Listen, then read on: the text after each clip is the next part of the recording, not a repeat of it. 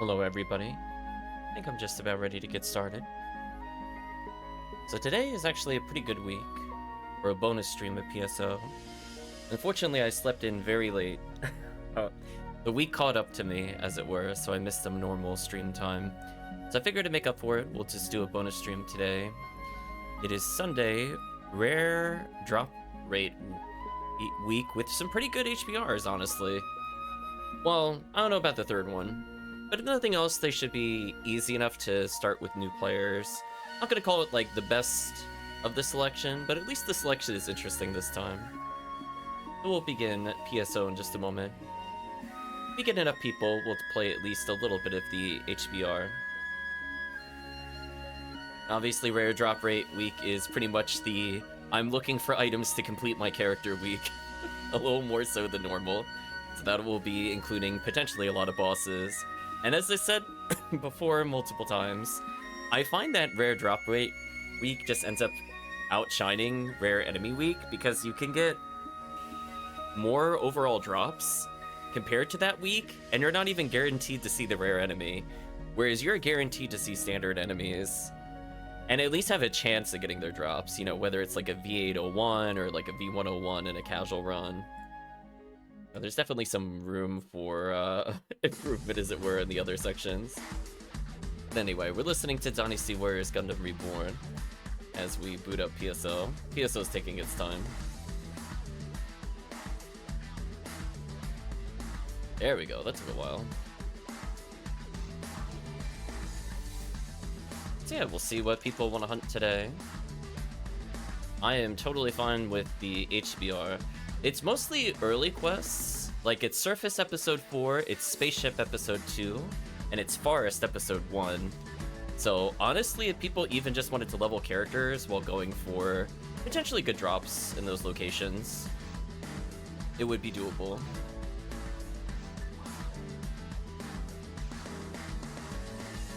Let's do a quick check on the forecast, and we'll have the RBR across the top of the screen. Ooh, only forces today? It's a little unfortunate. I was kind of hoping to get away from them for a little bit. Scarlet Realm is Oddbeat, sadly. Number 1, Penumbral Surge 2, Sweep Up Operation 11. Honestly, probably the weakest on the list for me is probably going to be Sweep Up Operation 11. It's like okay. I'm not usually like a big fan of the standard Episode 4 quests. I think I've evolved to that mentality where I like the massive attacks. I don't like some of the other extermination quests. They're just kind of... I don't know if I use the word mid. they're very average. Just... like, there's an okay number of Dorphons, and there's like an okay number of Babutas, but they're not a really quick hunt either. So, like, technically, if you wanted to do Dorphon resets, or if you wanted to do Babutas, they technically are there. But it's not the most exciting of quests.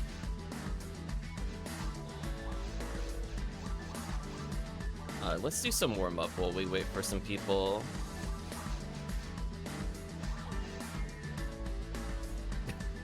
I love this character's Heavenly Resist on. I know exactly what I was doing last with this character. There's not even a doubt in my mind what he was playing when I see something like that.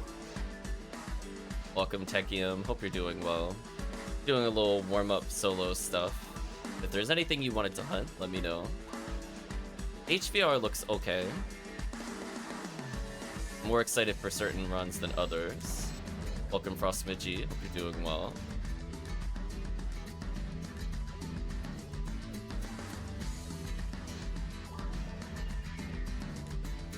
Yeah, if we get enough people for HBR, we'll probably cycle through.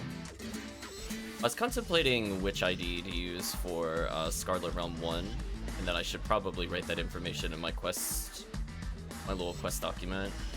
It's one of those ones where the primary enemy is a Buma, which is not like the normal drop. So I'm just trying to consider if the overall drop rate rewards you for doing some more of the standard IDs or not. Like, I think there's an okay amount if you want to do like the Lavas Cannon run on whatever the third type of Bumas are. What are they? Giga Bumas? I think they're Talos and Ultimate. Yeah, I think there's only 13 or so Hildebears in the first quest. So it's one of those examples where I'm happy to see forest quests that aren't just strictly Hilda Tour runs. But at the same time, it's not like... The enemy it has an abundance of is not super exciting either. But we can still run it. What did I miss? The game, please. So yeah, we'll do a quick little TTF, and then if people want to hop in, should be people of all experience, should be able to take part in the HBRs. I would say probably the hardest of the ones that is there would probably be... Oh, I should probably check this. Oh, I'm out of range. I'm used to Ramar. Oh, wait, no. Ramar needs to get real close. Yeah, probably the hardest to complete would be the Spaceship Penumbral Surge 2. I actually really like that quest design. I just don't usually like full clearing it. So that particular quest lends itself extremely well to resets. Welcome, Granite Knight. And for people that have Hell, I think that quest is actually extremely strong, depending on what rooms you go to. But otherwise, a full clear could be kind of tricky. Because if you're looking for, like, I don't know, something obscure like Purple ID, Ignition Cloak, for example, you have to complete a pretty lengthy quest just to get, like, 50 or so chances at it. It's not, like, the worst. But it's still a little questionable. Oh, I got some time. I might as well kill these.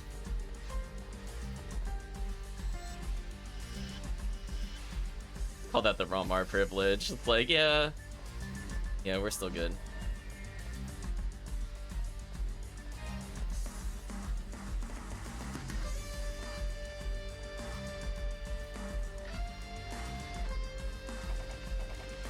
I'm gonna be very careful not to heavy attack there early. Even though I'm able to land it, it'll actually push the enemy into a place I can't target them. I've unfortunately done that to myself enough times to know I shouldn't do that. Unless I am convinced just that special attack alone will kill, you'll see me go for that. I'll take a deband just in case. Oh, I got invincibility. Never mind. Well, I guess I didn't need to deband. Oh well. It is what it is. They could usually get 2 shots into Xcal here. Ooh, I got a little wiggle there. That's not good. I gotta find a more consistent place to stand. I would say if there's like one thing I really need to improve, offhand, that I know needs improvement 100%, where to stand specifically with Xcal versus that boss. Because I've been playing Force for so long that I think I've forgotten where I'm supposed to stand there. Right, because like if you don't line up properly, you swing in between 2 targets, which is not ideal. So it slows the worm boss down by a few seconds. And if you don't have invincibility, that could actually get you hit and killed.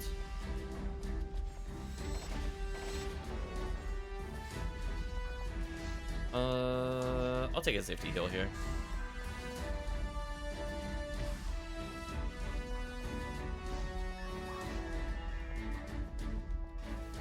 Man, I love Yashminikov.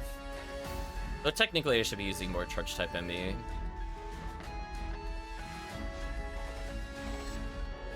Yeah, like, see, like, there I corrected my positioning there.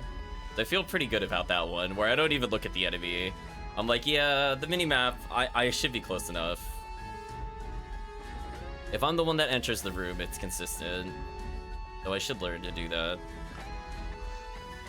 Here's an example where I could switch back to the charge type ME to get the guaranteed kill. I'm gonna do that so we dodge between their strikes. And then hopefully I don't get tagged here, but we'll see. Feel sad if I do. I'll take a safety try, mate. Oh, actually didn't get tagged there. I'm more impressed by that, honestly. Ooh, I should have reshifted. I saw my deband timer and I thought that was my shifted timer and I forgot I desynced them. This could be bad for me. Because I was like, oh, 30 seconds, that's all I need. It's like, oh no, I only have 10 for this. It's gonna be a little rough.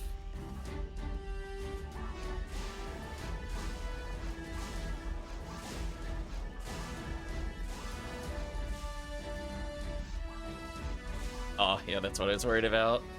Oh well. It is what it is. I should have shifted before then. Why was the boss still targeting me even though I hit the turret? Does it not consider yeah, I was off by 1.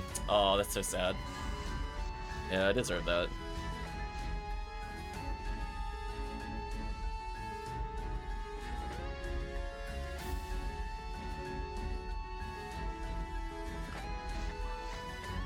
I realized I don't have my brand's launcher.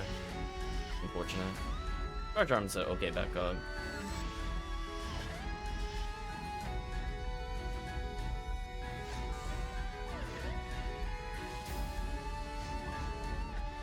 Good enough. Yeah, hopefully everybody's doing well. Just doing a little warm up here. Shouldn't be too long. Oh, oops. I didn't mean to normal attack there. As soon as I pressed that, I'm like, no, that's not right. I need to do normal heavy there. We'll bait them out. He should be in a position that I can hit him with the X-Cal. Because, you know, this game doesn't make any sense. Yeah, there we go. Just don't worry about that, chat. Don't think about those hitboxes.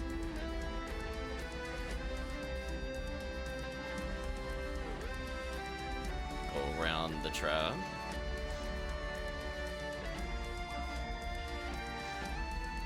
Probably switch to mech gun just to guarantee that I get normal heavy here. Back to Heaven Striker for now. How badly do I want a Heavenly Arms? Not that badly. I could spend time killing that. That's like one of the only good drops on Green ID, but I'm like, nah. People are waiting in the lobby. We'll just keep going. It's okay.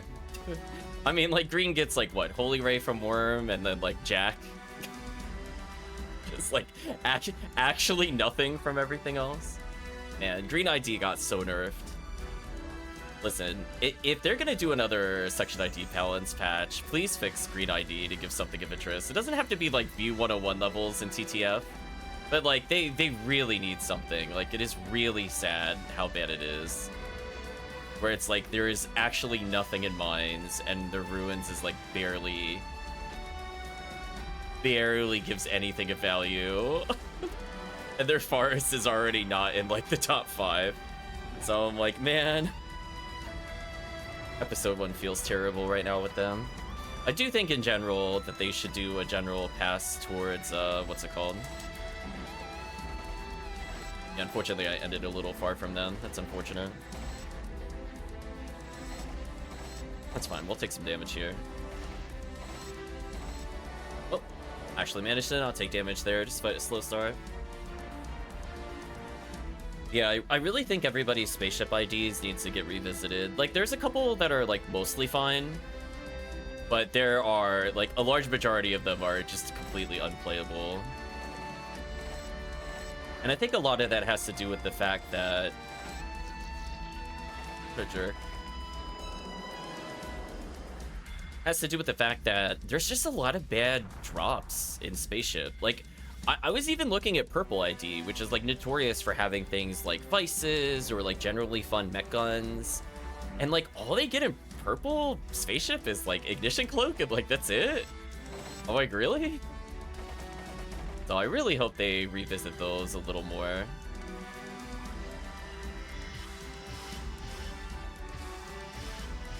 Yeah, there was some big damage.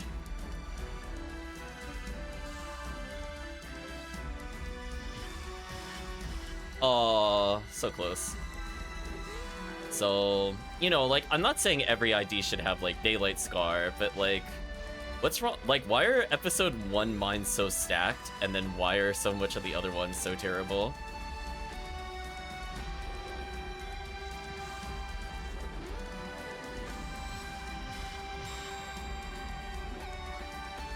did a little extra foe damage there in case my Berserk didn't kill. Which it didn't. I didn't crit there. I only did 1700, so that would have killed me if I'd not weakened them.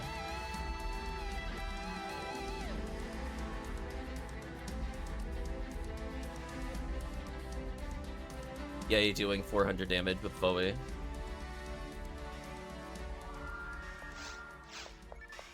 Sadly, nothing of interest. I'm very tempted to skip all the box checks, I'm gonna be honest with you.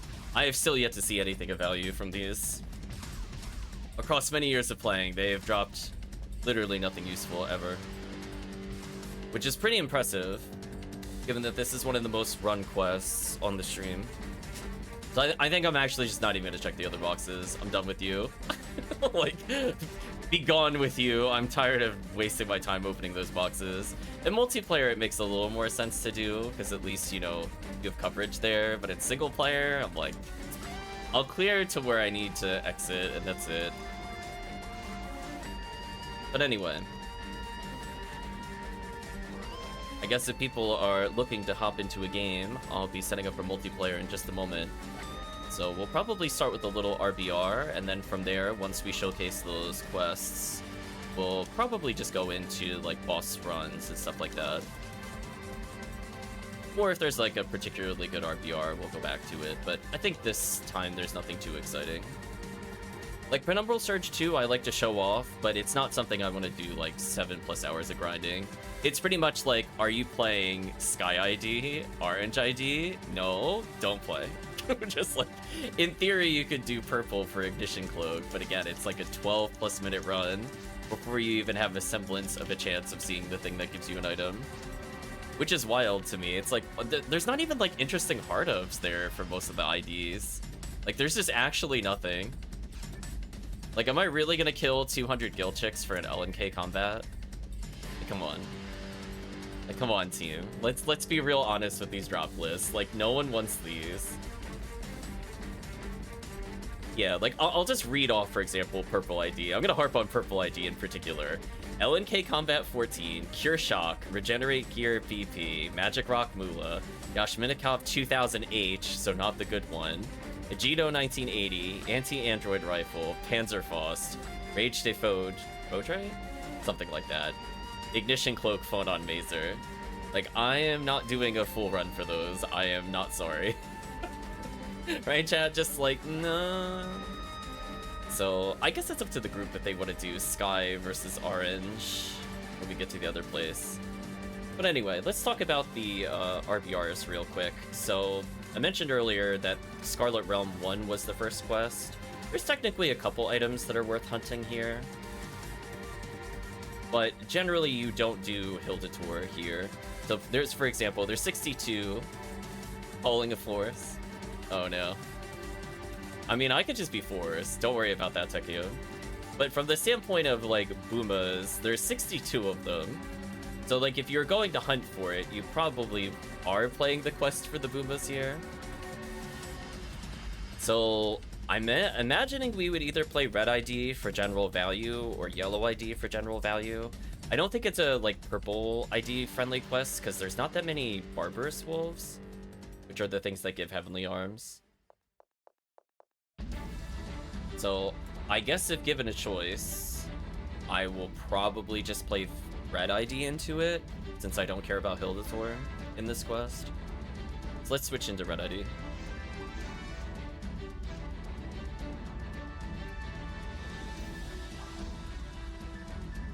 Spank, actually.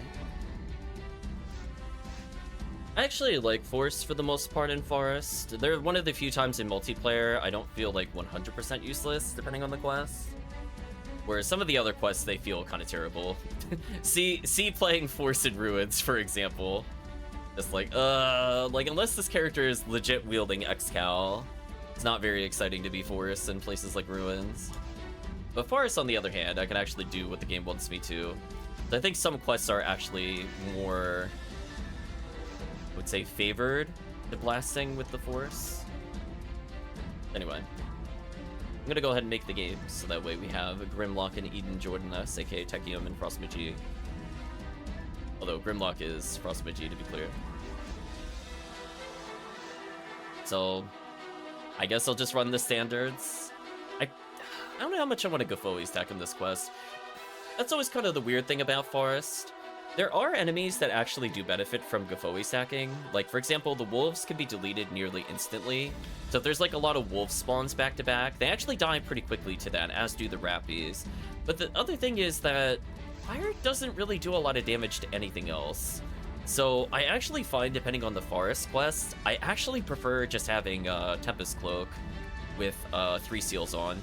So for people that naturally play the lazy way, where they just play the most defensive units and don't bother barrier swapping, Forest is very easy to play because like almost everything takes lightning damage, and even the more annoying enemies like Hildetours, the equivalency thereof, the Hildebears, excuse me, their weakness is lightning, so having fire damage boosted versus them doesn't really help clear out multiples of them, I guess the best way to put it. So you'll see me kind of favor Tempest Cloak if I'm doing a mix of Episode 1's Forest and Caves, just because there are a decent number of enemies that actually take generic lightning damage there. Otherwise, you'll just see me stick to Ignition Cloak for literally everything else, especially mines. And you'll also see me stick to Congeal Cloak if specifically I'm doing Episode 4 boss runs, or I'm doing a lot of solo play versus zoos. Because shockingly, zoos and Darkbringers die really, really fast to Barda in single player. Like, disgustingly fast. Like, I'm saying, like, you could kill them in, like, 3 casts if you're, like, fully optimized. Like, a Darkbringer is just done. Whereas in multiplayer, the Darkbringer is like, oh, was that a breeze that went by me? I hardly noticed your Barda. Thank you for bringing that fresh air conditioning towards me.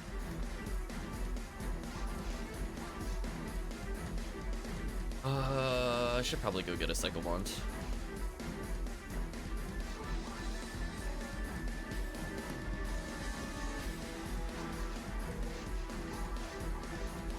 Look at me, I remember that. There we go. I remembered to use the warp. Everybody should be proud. I forget about that every time we're in this quest series. This is the first time I took that warp. And I did it for its intended purpose. We did it, chat. We are the winners. There we go. I like it doesn't lock you in place after you activate. So anyway, we're gonna be spamming Rifoi here.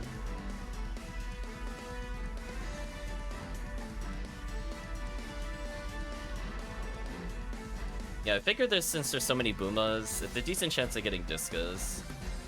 And plus, they still get some generic things. So if we happen to see Rare Rappy, for example, because there's more Rappies than there are Hildetours, we actually get a red handgun, which is not bad.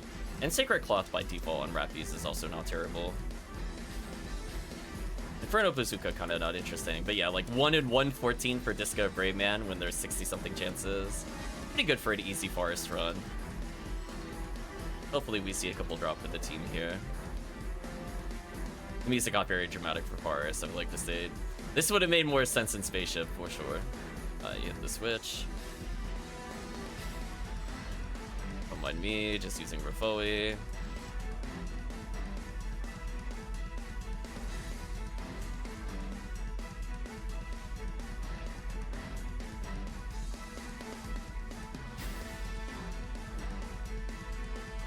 Yeah, like, see this? There's this just, like, enjoy your Inferno Bazooka, just get Brave Man chances. I don't think most people will say no to those. Or Wolf getting paralyzed. One downside that I see to a lot of forest quests in general, and you'll see it in this one as well, there's not like a huge amount of enemies to fight in waves, and there's usually not a lot of waves in any given room.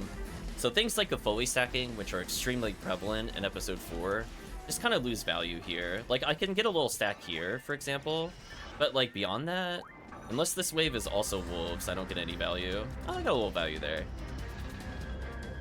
Yeah. And that's the whole room.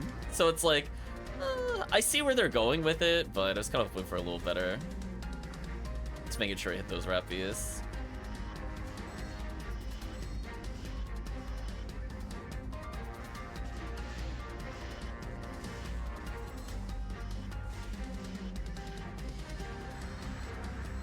Fine, I'll switch back to Rafoi. You happy, game?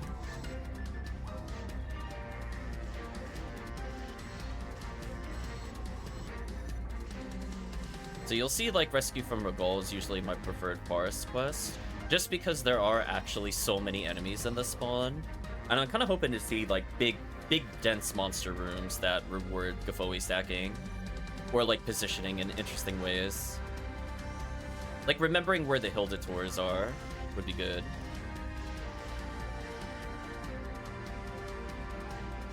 It's 4 enemies, just getting absolutely nuked. So yeah, this quest isn't too bad if you're leveling. You're not able to quite defeat bosses solo for fresh characters. Someone found a red ring? Nice. Wish that was me, but alas. We did our solo run right in the beginning, but we'll be doing more before the end of the day, I'm sure.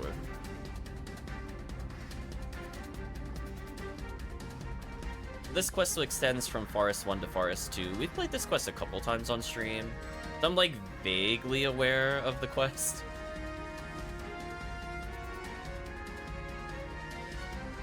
I know there's a lot of secrets in the Scarlet Realms, but we'll not be doing the secrets.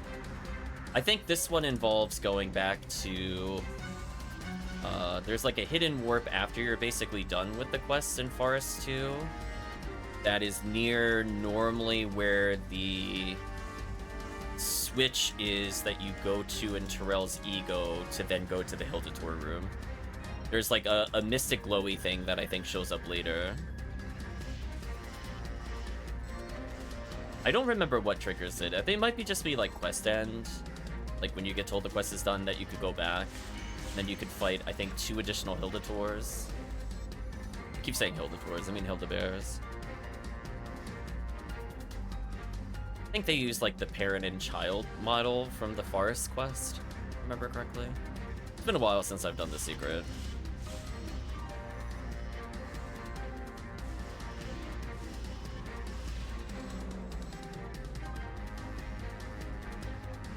Tundra, nice. Welcome, Parameter. Hope you're doing well.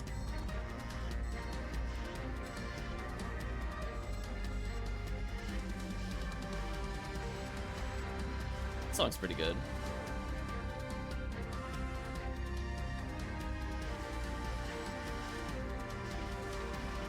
So far, almost every song in the soundtrack has honestly been like a 8 out of 10 or 9 out of 10.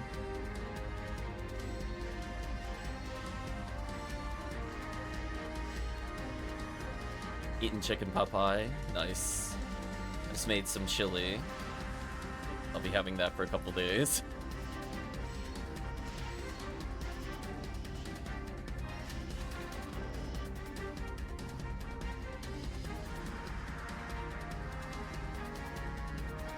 Yeah, I do think in terms of, like, presentation, it's interesting that we wrap around all the way back to the entrance and then take the red warp. It's not often you see us go to, like, this room to go to Forest 2, for example. And I do like the aesthetics of the Burning Forest that are used here. So I think from, like, a design standpoint, I like the visuals. I just don't know if I'm in love with the enemy count. I would have loved to see a lot more, like, how these are just 2-ofs. If these were just, like, every single 2-of spawn was a 3-of instead, I would probably like the quest a lot more.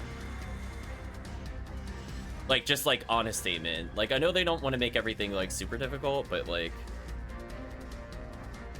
I think it could use a little buff.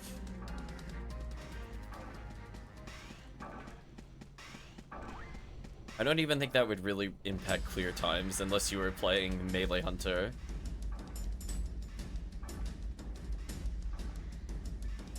Okay, there's a healing circle beyond there.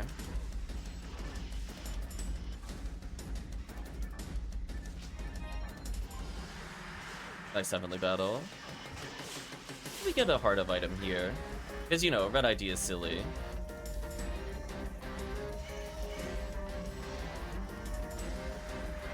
Hopefully we'll be getting more Red Saber chances. Honestly, that's the item I'm more interested in, given I play so much Bonu roll. But it kind of speaks volumes that, like, things like Red Saber are, like, pretty much only Forest. And they're not even, like, what I would consider, like, top tier. But Episode 2 is, like, nothing like that. It's very weird to me why they left it like this. Oh. Well, chat, I just got rewarded for doing this quest. So yeah, see all those boxes over there? If you want to get to them, we have to do the hidden warp. I'm gonna come in here to spawn these.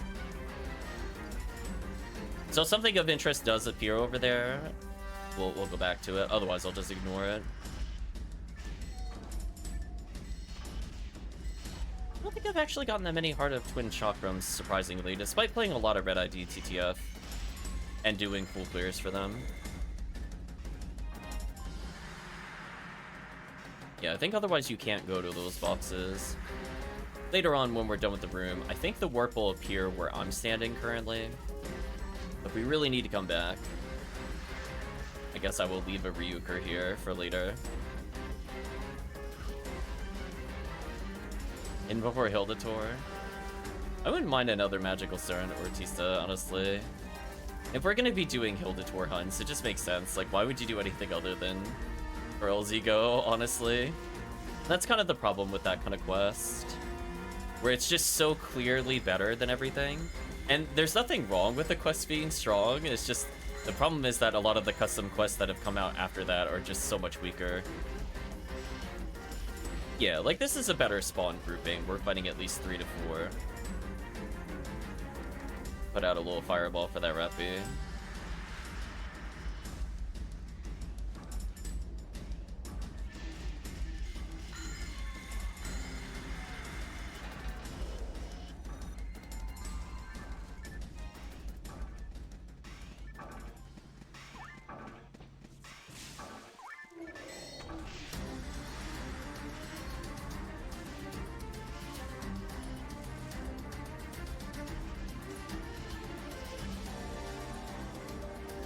Yeah, I think somebody was on the stream before talking about how they wish there were like big secrets in the game.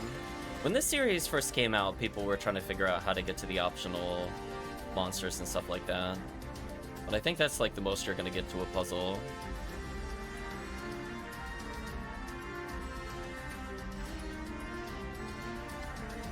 I feel like asking for it to be like ultra complex and there's all these VR codes and stuff like that.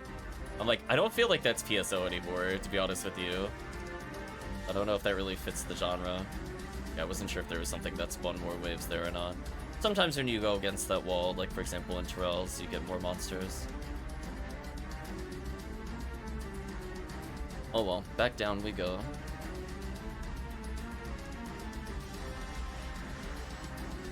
Wow, another healing circle? Why so many healing circles? So there's one per forest. So it's like, maybe this is supposed to be more beginner friendly than normal, but I mean like, I don't know about you. Two healing circles in forest seems really excessive to me. They could have just put one in forest too and it would have been fine. I do like the aesthetic of that opening up. I do think that's really cool. I'd like to just point that out. Like it's sliding open. Anyway, let's hopefully get our red saber chances here. I doubt I will, but at least I could say I went for them. Damn, no Discas, no red sabers, no rare Rappies. So sad. And again, I find it interesting that we're back in this room again. Rid of these, but not necessarily going the way we usually go. Yeah, you can see a little warp in there that we could take later.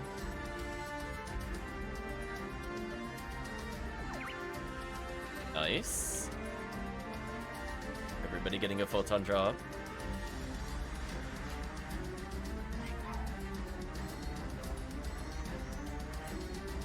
Yeah, look at that fireball damage. See that? I would not have killed in that many casts without Ignition Cloak. That 10% did matter. So Psycho Wand, Rafo Emerge, Ignition Cloak equals, what was it, 4 casts to kill?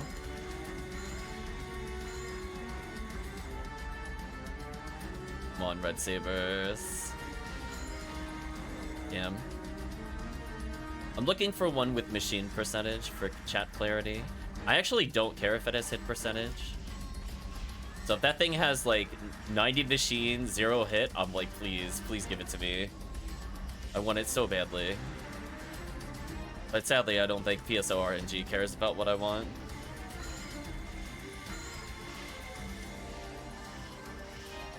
So it's one of those ones where it's kind of not super worth hunting on its own, but if I'm playing red ID TTF anyway, I should check. Just because the value it adds is not going to be as good as just having like a 40-hit red saber is not the same as a 40-hit frozen shooter. That kind of thing.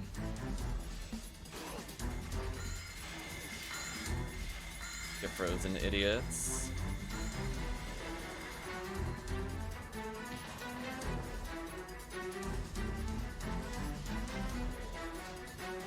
Nice and simple. So now if they wanted to put a telepipe down, they could and take my warp back to go get those other items. But otherwise, we're done with the quest.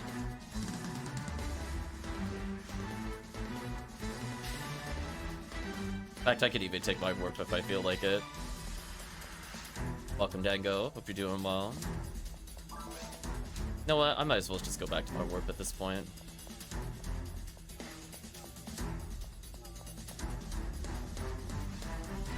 It's like right here.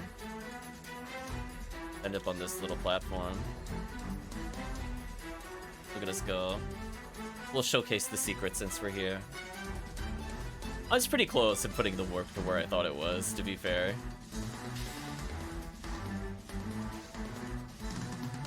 Oh, hello. I was expecting you in the next room, not this room.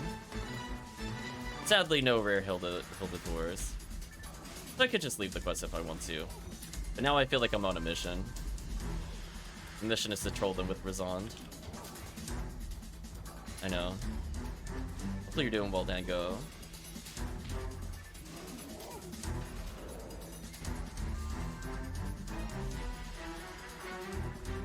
I think this door should be open now. Yes. Yeah, so for whatever reason you weren't able to get into here earlier. You needed the items that were in here. But, anyway, we just murdered the Hilda doors equivalencies. Let's see, let's drop this off.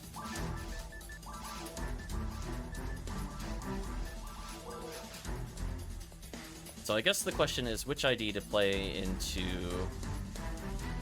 Penumbral Surge 2. So let's have a little discussion. I'm gonna hand in the quest. Dango will be on soon. Nice, nice. So, let's talk about monster counts in this quest. And then also why spaceship sucks. So there's 200 guild chicks in this quest. And you'd be like, wow, surely there is something worth hunting. I mean, I guess if you think Liberta Kid or Agito 1975 is worth hunting, I guess the answer is yes. Otherwise, you only have choices like Guilty Light, Cross Scar, Sting Tip, Gavolg, Electroframe, and Heavenly Power, which are really, really underwhelming. Hashtag buff spaceship.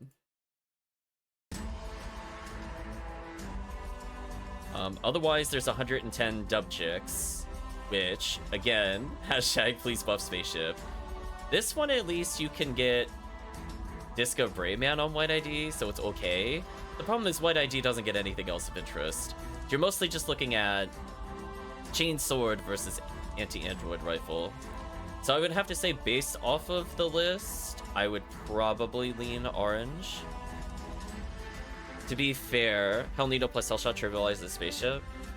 Right, but like, Forest is easy. You don't even need S rank, and all those drops are better. You have a charge arm and you can clear so much faster. So it's like, there's at least like Baran's requires you to do something. There's at least a threat monster in there that is actually quite annoying. Sorcerers are also kind of annoying in that quest as well. So I'm okay with those enemies having better drops, for example. So, just kind of one of those things. It's so sad. Like, again, do I think they should have Frozen Shooter? No. But, like, surely there's some, like, middle ground between that and Electroframe. Like, come on. Cross Scar? Really? I know. It's so sad. So, I think based off the table, I will probably just play orange into it, unless I'm missing something. That's why I'm double checking the drop chart.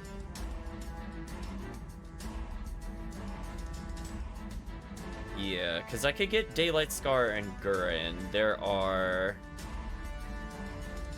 sadly not that many Gurrans total. That's what I was double checking. Okay, there's only 8 Gurrans total.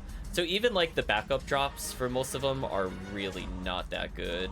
So I guess only orange ID would be appropriate. So I'll play an orange ID for us. See that, chat? We use deductive reasoning. We're just like, well, might as well aim for Daylight Scar or something. Oops, I forgot to change the bank. I mean, we could, in theory, play it for just 60 Ignition Cloak chances. I did do that once. I think that was for... might have been remote a while back. Where I was like, sure, why not? Who cares? But what I like about this quest is that you can kind of pick and choose your own path. So this quest is really, really good for quick resets. And it's just a shame that there's nothing worth resetting on. Like, if the drop charts were anything else, this quest would be like an S tier. But because like a lot of the Barans and all of the sorcerers are in the second part, you have to go pretty far before you see them. And then killing guild chicks and dub chicks doesn't really net you anything on a majority of the IDs. It's a bit of a shame. But anyway, we'll start it up here.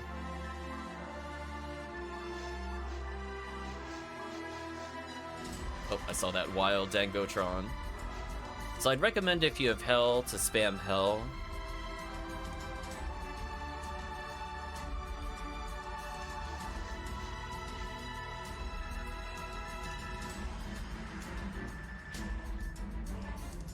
Wild Dango with the new controller, nice. I do have a V502 and Hell weapons to use. People wanted to do it. So I'm not sure, Grimlock, if you wanted to try using a Hell weapon here. I don't know what your accuracy is, though. You might be locked out of the S ranks. And unfortunately, I can't see how much they required. I'm assuming 180 each.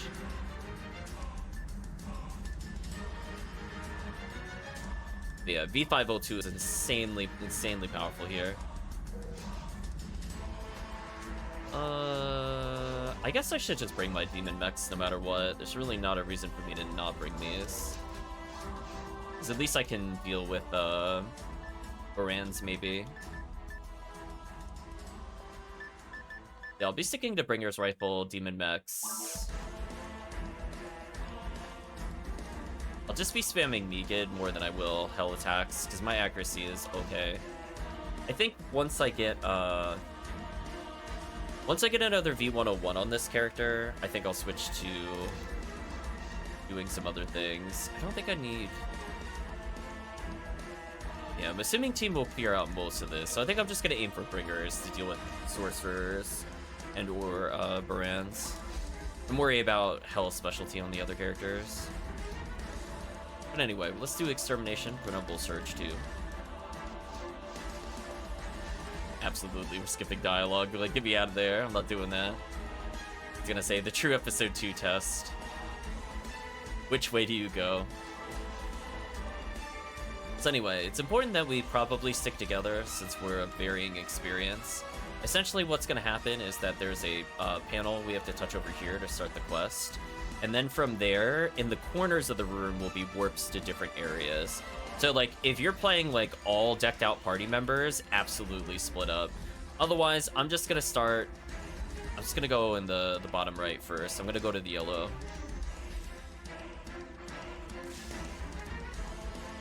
I'm just going to be spamming my Megid.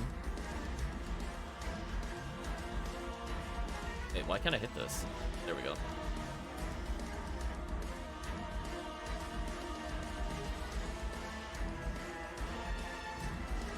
Yeah, you can see the power of Hell there, just insta-killing stuff.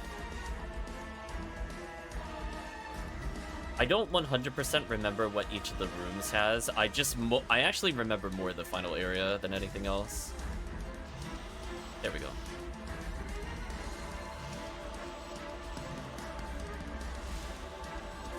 As well as kill him with damage, since I failed a lot there.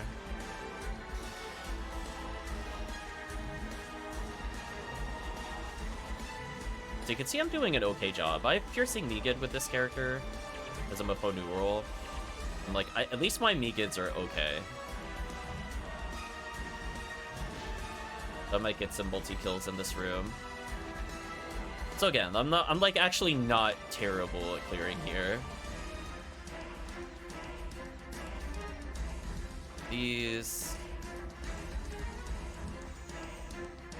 And basically we can see where the other players have gone, because just remember, if you are in a path by yourself, please, please, please make sure before you take a warp out that you hit a switch. There should be a switch per area that you have to go to. But I think I've already stepped on mine, so I know bottom right is covered. Oh, that was the whole soundtrack? Wow, is the soundtrack only like 16 or 18 songs? We're in Castlevania now. This is distinctly not Dynasty Warriors. I'm gonna go ahead and pause the Castlevania soundtrack. Huh. Yeah, I guess it's only 19 songs. That's a little sad. I mean, it's a good soundtrack. I thought it was gonna be much longer though. Given the other one was like 40 plus. Anyway.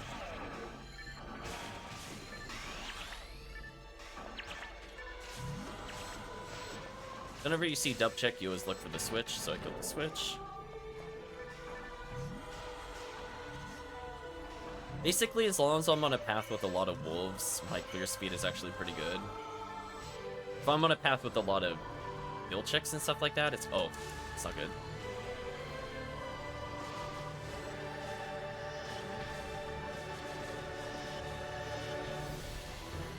This is really unfortunate.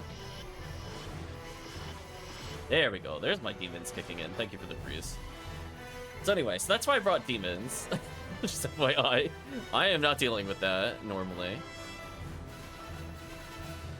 Lots of pan arms, which I'm pretty good at killing. I have a 1 in 4 chance of killing them, more or less. But I could spam it. But killing them in 6 casts is not terrible.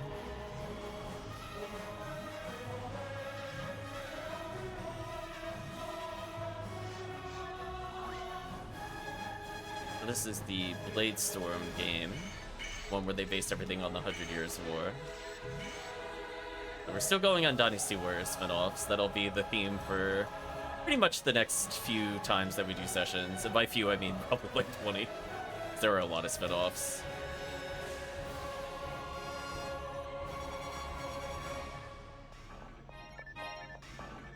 So we'll probably end up converging on the final one together. So if I went bottom right, and I think they went top right and top left, I should leave the bottom left as not touched. By definition. So I think we're done with this one.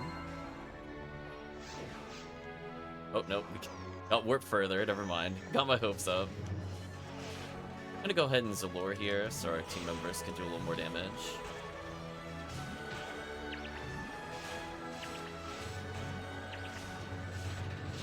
Cryptango. Rest in peace, Tango. I'm almost at a point where I can help. 50 hit Victor Axe. Oh, come on, game. Save that for Daylight Scar. Can you imagine, though? Yeah, these enemies kind of suck to be good.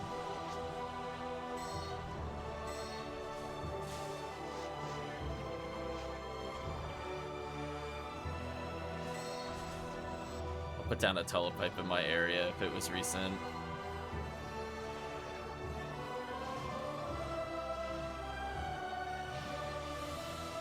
There we go, got that nice kill there.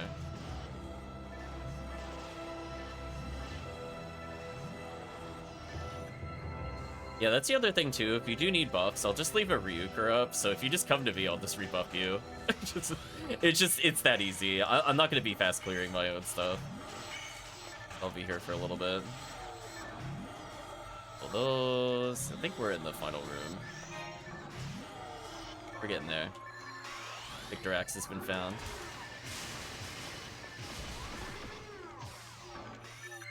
Ta-da!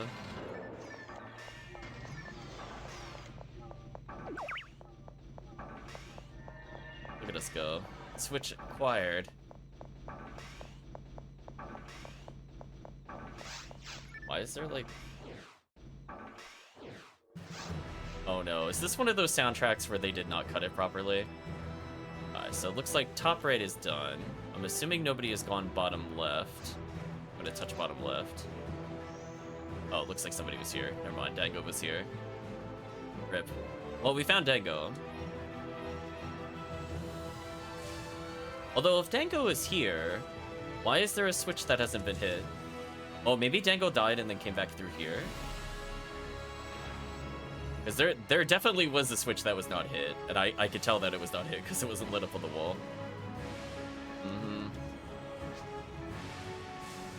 Oh, there's one.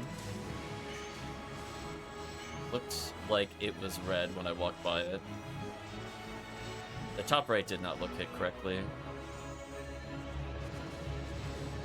Hopefully it was just a color issue.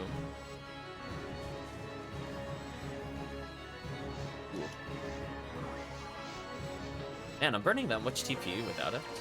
What a rough. Anyway, this is kind of like the warm-up, right? Like, so, like, advanced players, like, literally one person takes a different room, and then they just go crazy. So if you're playing, like a Ramarl hit squad with Hell, this quest is, like, ultra amazing. Thank you for the dry fluids. Because, like, all you do is Hell everything, and you can self-buff. So, unironically, I do think this is like the Ramarl Dream Quest. Since all you care about is accuracy, and then some buffs when you have to deal with Varans. So if you have demons on them, that also works if you're a weaker character. But essentially what'll happen is that, I believe once we clear this, the final switch room, I should state, we'll open up another path to the south, and I think the paths to the north are for, like, a small amount of item boxes and a healing circle, if I remember correctly. So if people want to reset traps, there should be a healing circle before we proceed to the next area.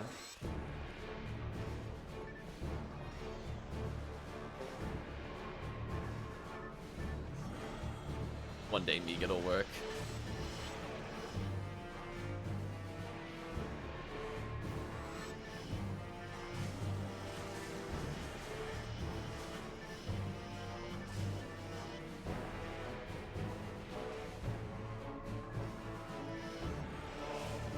So the first floor is basically under the assumption that your party is splitting, and where you're just kind of doing one-off runs and solo play. The second floor is, I hope you brought a party. And I do feel like the enemy count is really high, but like in a fun way. So I feel like it rewards you for completing the quests, which I think is a fair way to kind of balance enemy dense quests. I'm going to step on the switch. Alright, so hopefully if all is well, all the switches have now been hit. No, there's one that has not been hit. I'm sorry, I said top right last time, I meant top left. So go top left. Yeah, there we go.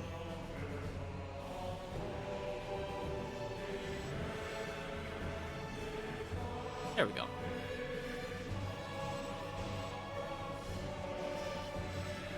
So, 4-man hit squad rolling through these, gonna just obliterate everything. There's so much hell with the team and everything else. Yeah, see, I thought maybe because you were split before, I didn't realize maybe you both were in the same area. I guess that makes sense in hindsight.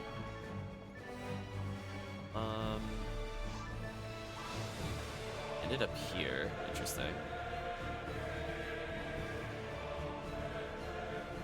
Just checking where it warped us on the map. I'm like, okay, I understand now. I don't know if flow and shields are worth picking up anymore. I mean, they're not like inherently useful. I just wasn't sure if they had like a forge item with them or something.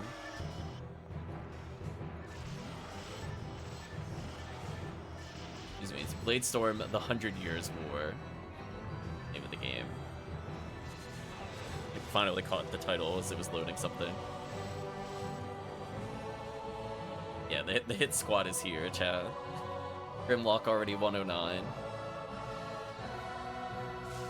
How rude to put traps in here.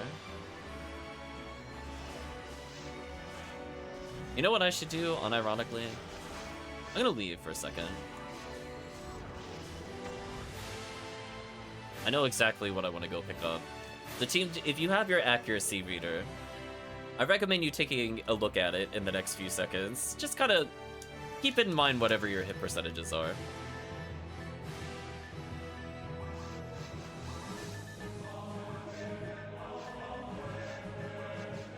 I now have Commander Blade equipped. They should be significantly different when I return. So anyway, let's improve the team accuracy to land more hits. As you know, that's fair.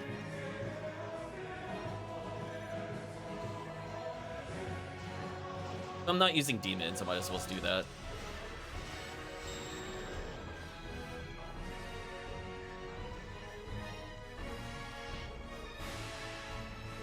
So yeah, it should be easier for players without red ring or people that are still leveling to hit the enemies consistently. I'm not fighting the skill check if nobody's fighting the skill check. I'm out of here. Bye. I'm leaving.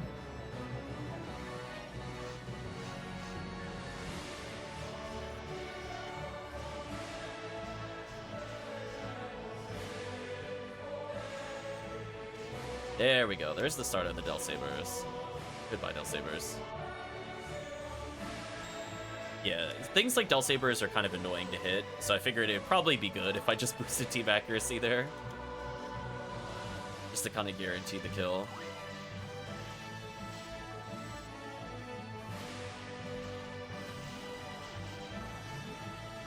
I think I actually got a multi-Megat there, shockingly. There we go. Baranz is done. Get out of here, Baranz. I was gonna say, was that Dango trying to hell special the Baranz? I think that's gonna work. I believe, though. Yeah, so we were gonna hit the last switch. As I said before, I think north is...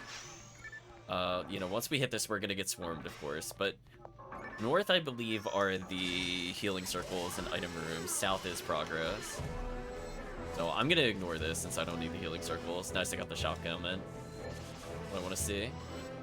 And Arctic says I got red ring. Let's go. Nice, nice. Congratulations.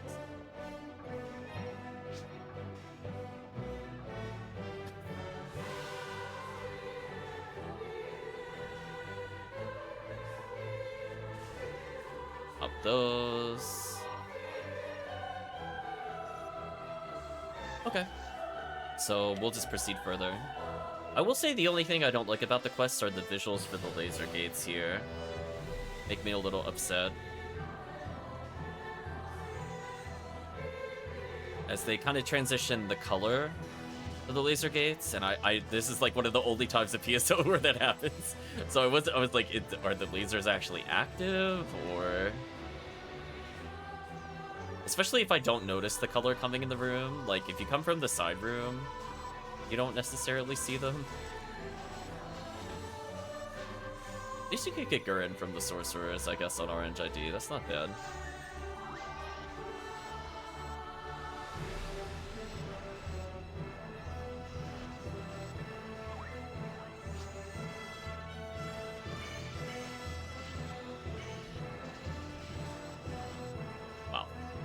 Yeah, see, this kind of density, this kind of quest density makes me happy.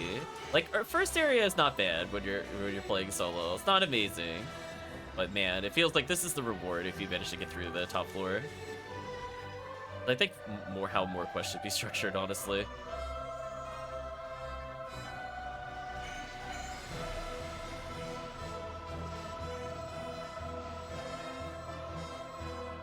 Go ahead and debuff there. Up those. So as I was saying before, there's also a mechanic where you have to hit the laser gate to proceed, which I don't know if that's a thing in PSO normally either. I'm assuming there's some quest somewhere that uses it, but not in like standard exploration. That also threw me off when I saw that mechanic.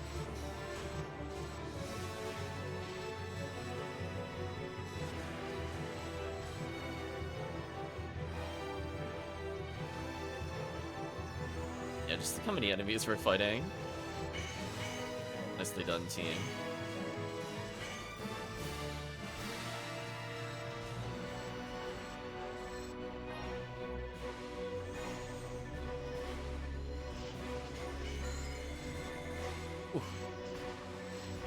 Eva's just unleashing hell upon them, literally and figuratively. So I believe there's one more healing circle midway through this area, because I think even the game realizes that there's going to be a lot. We're still a few rooms away from it, but just be aware, in case you're worried about holding it to the end. I think there might be in, like, 2 more rooms, maybe? It's definitely before the big finale, where there's going to be, like, 100+ enemies, I'll put it that way. Because most of the sorcerers are going to appear after the healing circle.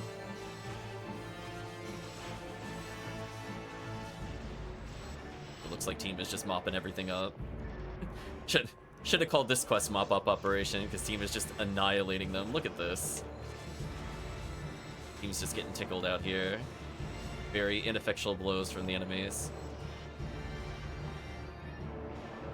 Congrats on hitting 110, Grimlock.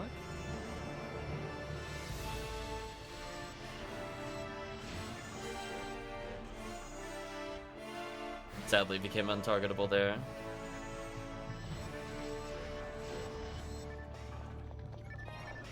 Look how many wolves there are, chat. Poor wolves. Piercing Megan let me down. Oh! Whoa! My Megan was on point! Holy! I think that was 2 Megans, 3 kills. Holy. Piercing Megan, please.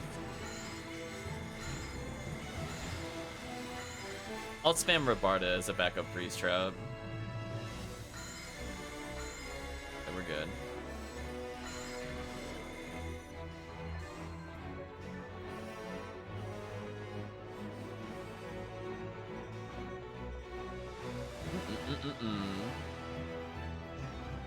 So this one's kind of interesting. You just kind of hit the switch to progress. So I was gonna say, if somebody with a gun could shoot the switches as they pop up. Oh, I see a mysterious tri-fluid has hit the floor. I'll probably pick that up in a little bit. Yeah, you can see the healing circles in the next room. But once we're done with this room, we can re-trap here. So feel free to go all out, is what I'm telling the team. There's only going to be like, what, like 5 or 6 more waves in this room. A lot of Del Sabers, which is kind of nice. I love how it goes like 2 Del Saber, 3 Del Saber in increments. I think that was a cute touch. So we'll also have one more switch to shoot in this room, and then we'll fight more monsters. If you'll see, there's one where I'm standing. Yeah, there you go. Thank you. And once we're done with this, that'll open up the healing circle. But we still got a couple waves left.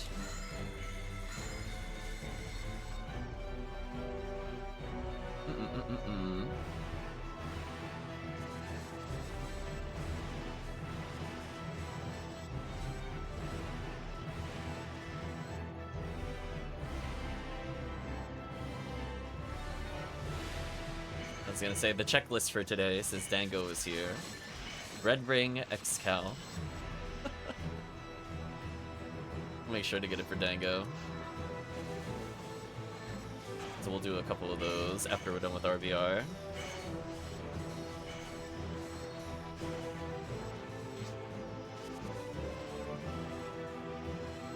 The eternal quest to get Dango his own dropped Lame to Argent. One day. Okay. I don't need the healing circles, so I'm gonna head south. Nice. Nice. Look at that. I know, the Force did something, holy. I'm not just watching people. Who would have thought? Although, I need to use Demon Mechs here. Oh, never mind, Brand's Launcher's here. I'm not gonna bother.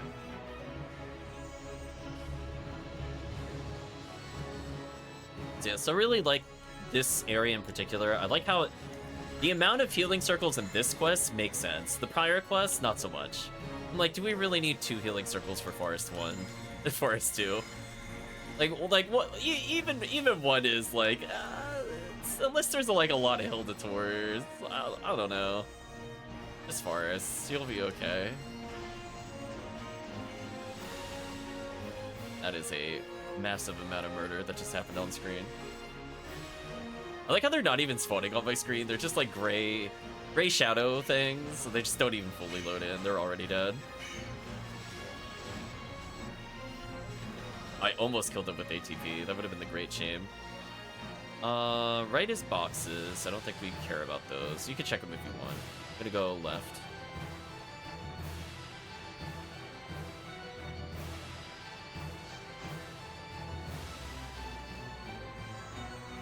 More chances of Daylight Scar. Come on, Daylight Scar for the group.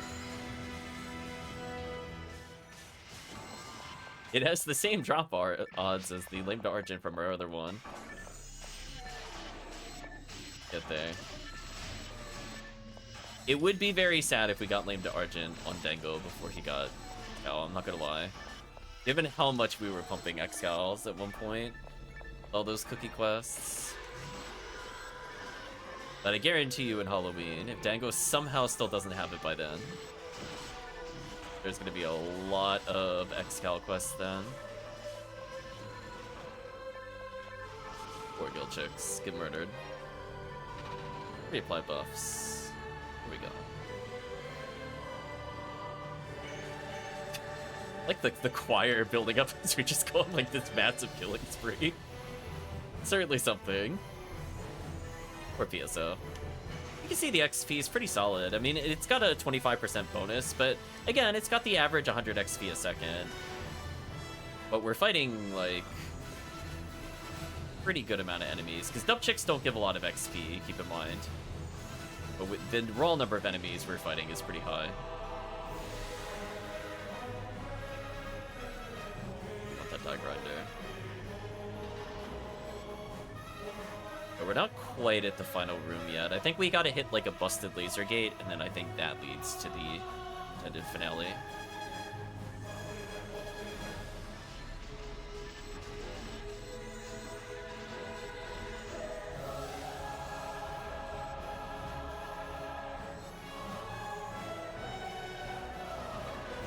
I almost unironically killed with Commander Blade. Pretty close. Yeah, here we go. I think we're almost at the finale. Come on, open up. Thank you, team. I was working at it. It just wasn't going very quickly. Yeah, look at this Death Arena. I love the aesthetics in this stage. As I mentioned a couple times on stream, if you've not seen or played the Penumbral Surge series, they are very good asterisk, except for one, and that is the one that goes to Seabed. I really cannot recommend the Seabed one in good conscience to other players, but I think the other ones are actually very fun. I think they do very unique things with the assets. I really like how they kind of played around with how things can be placed in rooms. Even to the point where they almost create their own mini-game on how to clear it. Like this one, we have people running in different directions to hit up like a main switch, which is very different than most other quests. You don't usually see a return to center room kind of thing in, you know, majority of the quests. Or like, you'll do laps, where they're literally gonna reconstruct the rooms and additional waves will spawn on other laps. And the laser gate configuration also changes somehow, so the room is actually different in terms of obstacles, which is very interesting to me. I'm not quite sure how they did it, but just an example of like really phenomenal quest design. I don't remember which one is progress. Is it this one? No, it's Healing Circle. Forgot there was another Healing Circle there. Huh. Interesting. See that? There's even Healing Circles I forgot about. Yes, we're coming up to the final room, where there are going to be a ton of sorcerers, so hopefully team is all trapped up and ready to go. Yeah, this is definitely the final room. I'm gonna go ahead and hit that laser gate, and then bad things will happen to me. Time to leave.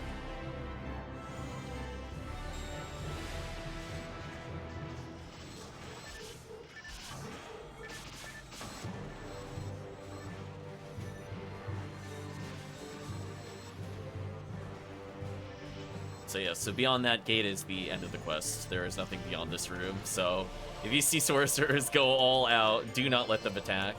Another flow and shield, that's disappointing. I'm hoping for some Gurrens or something for the team. Nice hitting level 111. A almost max rolled flow and shield. Almost. If it was max evade, I would have picked it up. With max defense. Otherwise, I don't really care. Anyway, we're sitting on almost 208,000 experience, so it gives you an idea, like, this quest is kind of no joke with XP. So it will level you, unless you're at, like, the high 170s, like most of the team is here. Even for me, this is a pretty big dent. That was like 10% of my experience needed to level. And we're still going. Good freeze. I'm gonna try to debuff. I think this is just a visual effect and not poison. Just FYI. I know when I first saw this, I was like, oh man, come on, a poison room in the final room? What is this, Endless Nightmare 4? Get that garbage out of here. No, it's just a visual effect. Fortunately. Hopefully we don't find out later that it is supposed to be poison and it hasn't been working this whole time. Like, hopefully not. Or else this room would be significantly worse.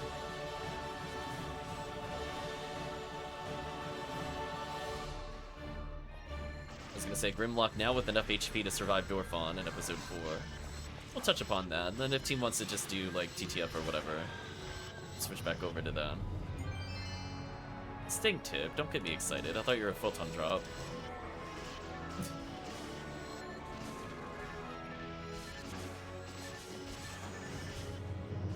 So yeah, this final room, to me, kind of makes the quest worth doing and showing off to people.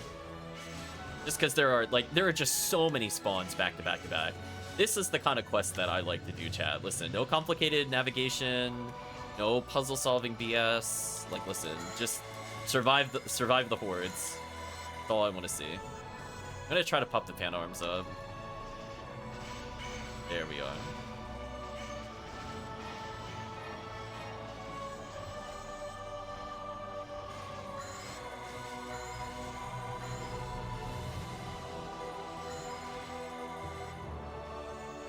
I say the triumphant music as we're getting there.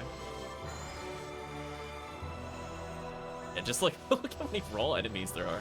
So we're getting up to 140 XP a second, which is pretty good on a non-XP week. I will say it's above average for sure. Even if you remove the bonus there, it was quite a lot at the end. I don't want that dry fluid. Oh, it's on the shield that I can't pick up. Okay, game, you got me. I'll pick up the shield because I want other items here. Let's see. Not bad. Sadly, no daylight scarves.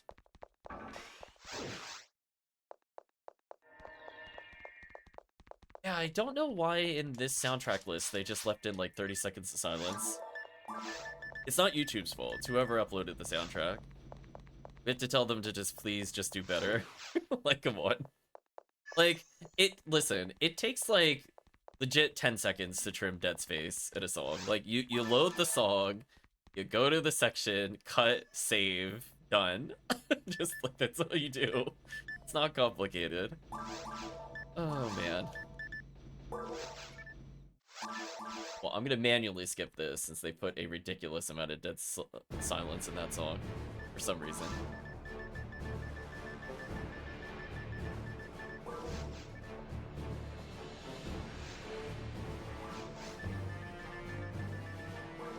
Nothing of interest in the shop. Okay, so the next quest is Sweep Up Operation 11, which I was kind of on the fence what we should run with it. It's one of those quests where there's not a really high count in general. Like, there's only 16 Astarchs, which would have been like a good blue ID thing. Satellite Lizards, there's an okay amount if we really wanted to do those. But it's pretty low, even for those kinds of counts. I guess the question is whether we think Dorfon by itself is worth hunting. There's 12 in the quest, which is like a decent number. So in theory, you could just try to believe in the Viridian ID.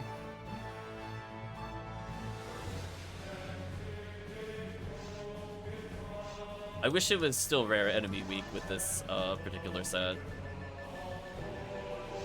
I think otherwise the alternative to Viridian ID, try to play off of those, is... Let me open this up, double check the count. Yeah, there's only 19 Babudas, which is not a very high amount either, honestly.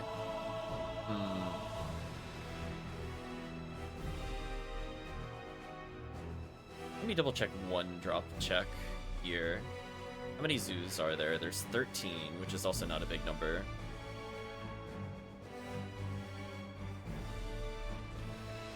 Well, given those numbers...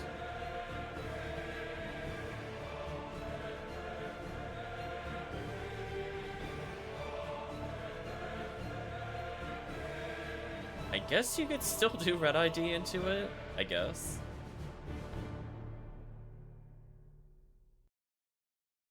Or well, no, we'll do red ID into it. I thought about orange ID and staying to the same character, but I'm like,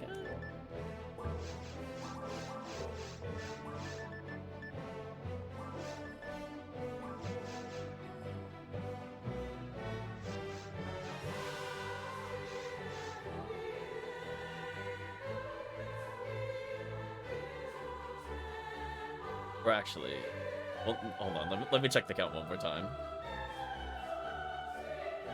Slicer Fanatic Zoo, is that greater than Red ID's bonuses?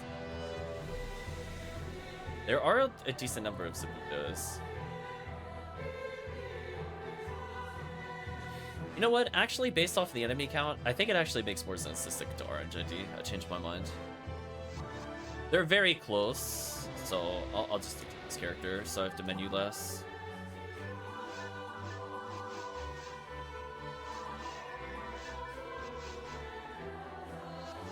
Stick to probably just magical piece here.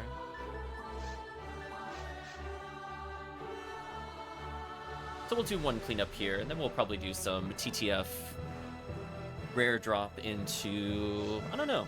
I'm not sure what else the team is looking for. But technically everything is on the table. Sadly, for at least the next hour 55 minutes, it's still only going to be forces that get a bonus. It is kind of one of the worst forecasts. The only thing worse is literally no fortune. Anyway, we'll do... There's way too many quests with similar names. Beep up Operation 11. So we'll showcase this quest, but usually I don't run this quest. I think it makes more sense during Rare Enemy Week.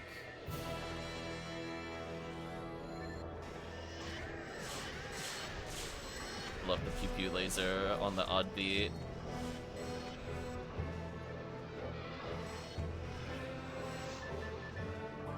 Ooh, it's gonna be like a running quest. Interesting. Oh, you know what? I think this is the quest I was thinking of before. Like, we were talking about, like, War Limits 2, and I think the answer to that is technically yes, but I think this is the other quest, where I was like, I think I would rather just play a Hunter, legitimately. Yeah, I remember, I think this is the quest I was trying to think of, but I couldn't remember because all the quest names are the same. So I probably should have taken Psycho 1, but it's fine. So I think we even did Orange and Red ID runs, so it's funny that I still ended up between the two IDs anyway. Because I remember I think I played Hugh Casil in this quest, and I think also literally this force last time we did it last year. Yeah, expect a lot of running. And this is another quest where I'm like, man, if they just touched up some of the things. Yeah, I kind of remember, I think I want to say it's like Dorphon, Astark, Dorphon Zoo or something towards the end. It's like near like a crevice. Like, I just remember a long line of them. Yeah, this quest definitely loads itself, I think, more to Hunters.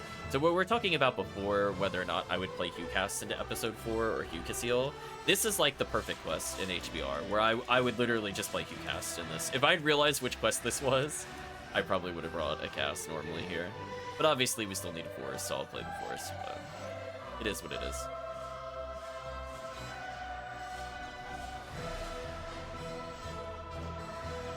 Let's at least switch to Refoe Emerge so I do a little more damage. Not 100% equipped, but better than nothing. Do I have a Fire Wand at all? No. Fortunate.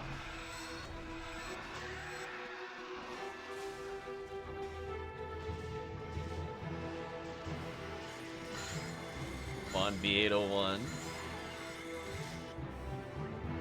I'm unironically also hunting for those. Musashi with no hit found, probably. So sad. Oh, Photon drop though. Kind of exciting.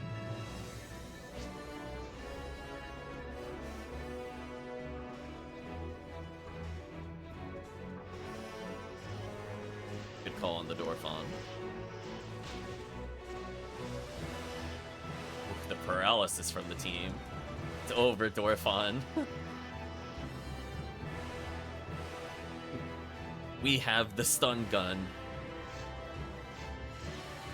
Go ahead and debuff all these silly Rappies. Oh, there we go.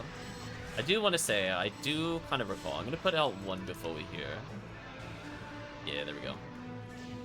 Good call. Don't remember all the Dwarfon spawns here. But again, like, this is the quest I would definitely want to revisit as a hunter. So if I was playing, like, my HuCast, and I'm playing with, like, 1 or 2 other people, I would probably play this quest to level. Because I don't think it's a hard quest. And it could be nice to break up monotony. But it's not exactly, like, my #1. So I'll have to revise it slightly on my list. I forgot it was this quest. Yeah, I think it very heavily favors Hunter, because everything is really spaced apart, which makes it hard to Brand's launcher. Well, chat, I'm on my average of requesting 3 photon drops every time I stream. We're almost at the average again, believe it or not. Even though the drop rate is not really impacted much by rare drop for that specific item.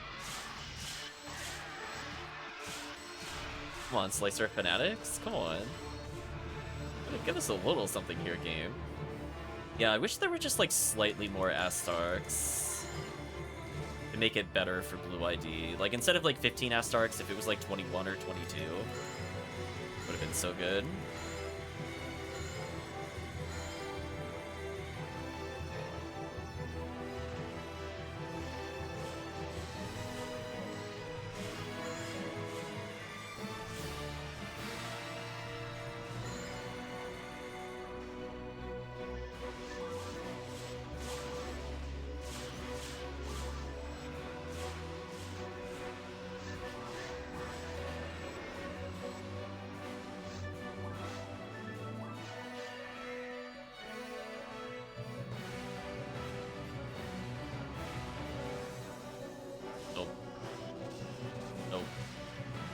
Unlocked idiots. Thank you, Razond. Have fun, hunters. They can't do anything. Let's go buff our companions here.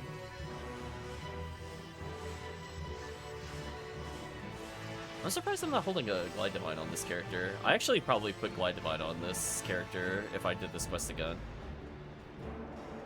Dwarfon's out here somewhere. I'm gonna go collect these items, though.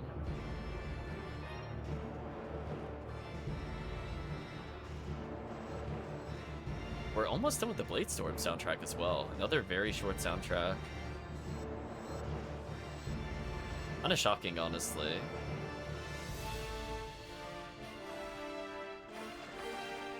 Like, we just put it on in this stream and we're almost done with it. Right? Like, that's not very long. Just like, wait a minute, was there barely an hour of music? In a modern game? I mean, this came out on, like, what, 360? I don't think it's not like on, like, ye old PS1 ancient times, like, or SNES or NES. Yeah, Dwarfon is coming, I agree. Oh, gotta Astark first. Yeah, I remember running along the crevice in the next area. Or enemies spawning on the wrong side.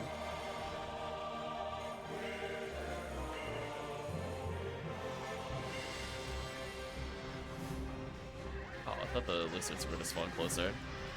Oh well. Tactic of always tacking.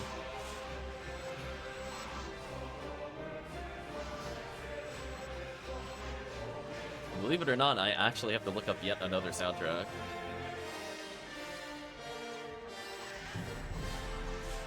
So we're already on the final song of the soundtrack, question mark.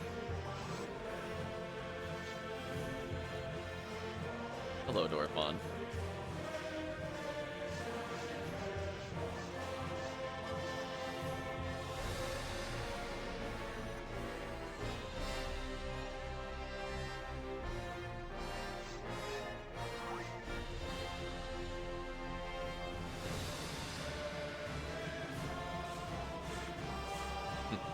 See the red warp in the distance.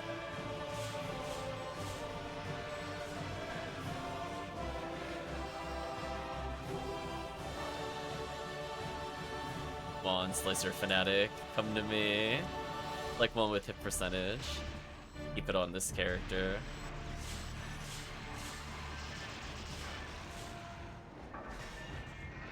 Well, at least this one is Samurai Warriors related. I'll let this one play for a little bit.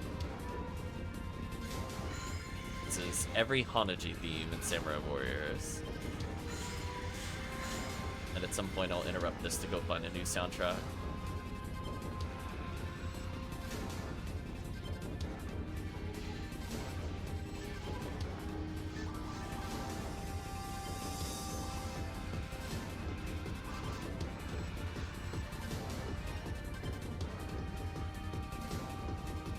Hello, Dorphons. Unfortunately for them, I have a lot of lingering Gafoi.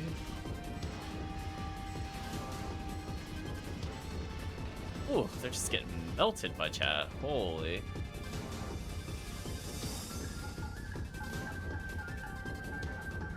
Yeah, like, I'm okay with Rappies not having good items all the time because you can spook them and where they're not really menacing in general, but man, some of these other enemies. Not episode 4 specifically. This is more aimed at episode 2, honestly. He's a little buff. A little teeny bit.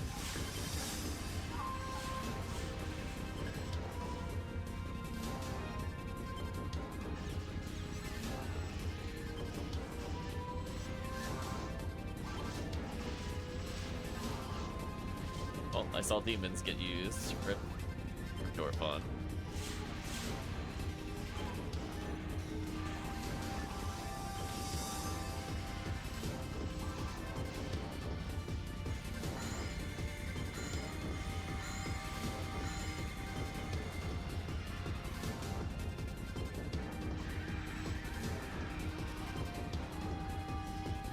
Nice try, Dorpon.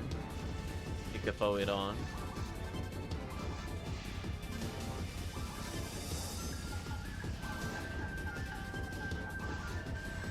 Nicely done.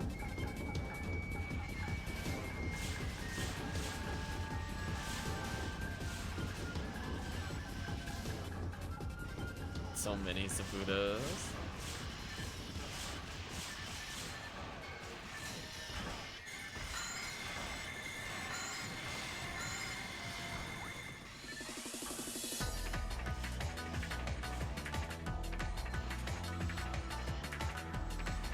Oh, it's not quite where I thought it would exit. That's fine. Hello, Dorphons.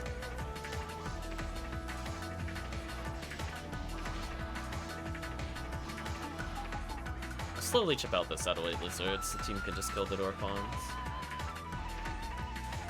I am shocked I did not get charged or lasered.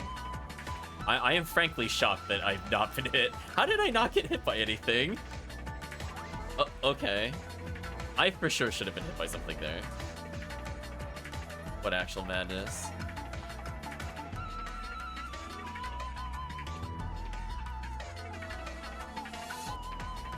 Oliver dropped of some sort. Looked terrible.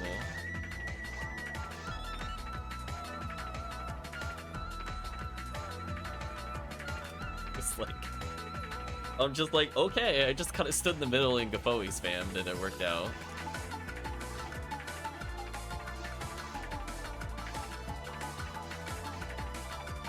Oh, I kept on mine materials.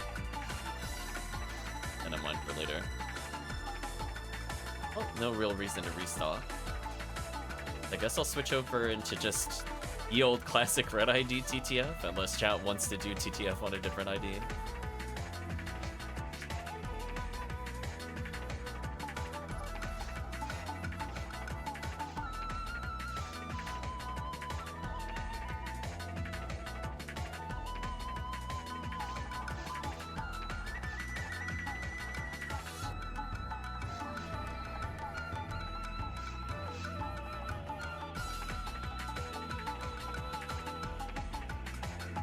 probably also step away for a minute. I guess I'll just let the Hanaji play for a little bit. I'll set up the game, but I do need to step away as well. On something.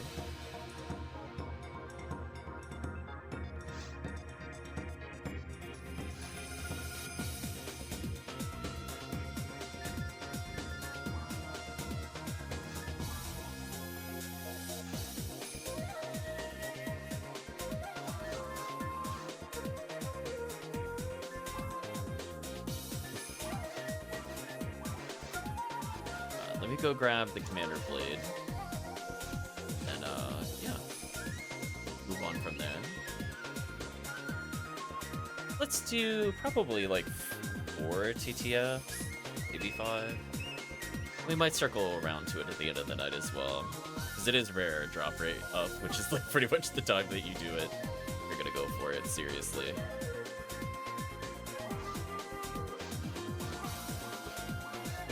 Commander Blade to give him that little bonus accuracy. That should help with falls and stuff like that. Grimlock already at 801 HP total. Nice, nice. Big improvements. Hopefully the character's been feeling better with all those level ups. Surviving hits, doing more damage. Better accuracy.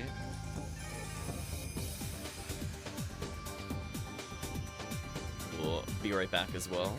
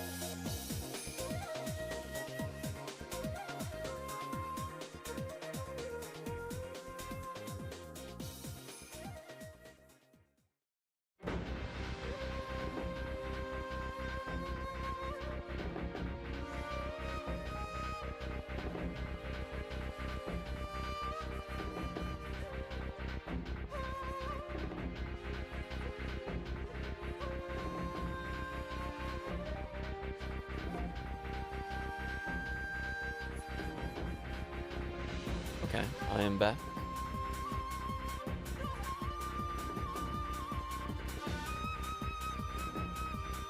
Pause that particular soundtrack since we've heard it before. What games have we not heard of? Well, we already did Warriors Orochi. Ooh. I can try Fist of the North Star, but I feel like that's gonna get copyrighted, but we'll see. Maybe we'll get through it. I feel like there's a strong chance that will happen. Sure, we'll do the extended versions of the songs. At least they're not like 20-minute extensions. Okay. I guess let's get started.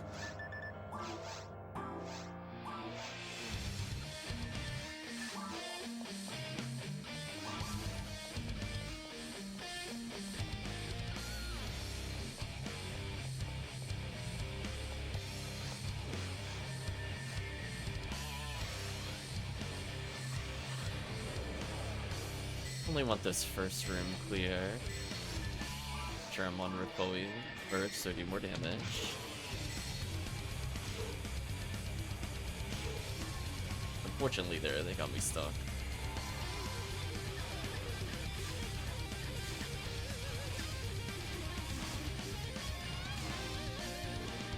Nice level up.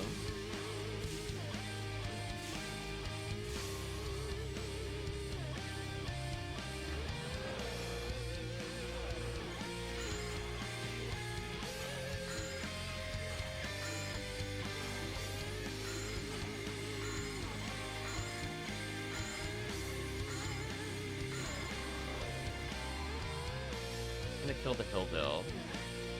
I think I'm still just gonna Euchre. I don't think I'm gonna bother walking. If they need something from it, they'll take that.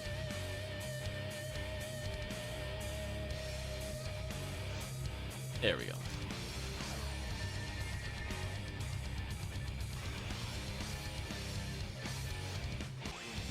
The no HP life.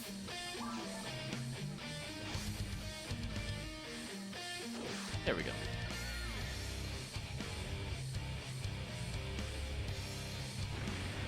Poor dragon. Not even gonna survive a loop with this song. Like, I know the loop just started again, but it's not gonna survive long enough for it to matter again. Poor dragon. Rip dragon.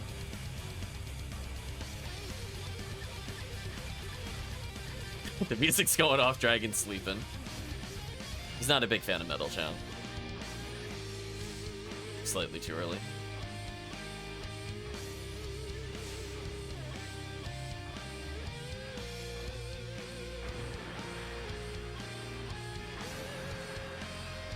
Just hit the boxes. Star Atomizer, sure, I'll take that.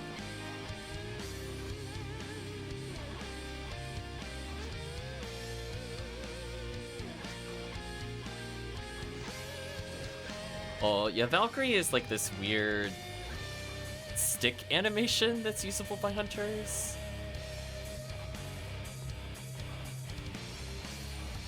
Have fun with that, I guess.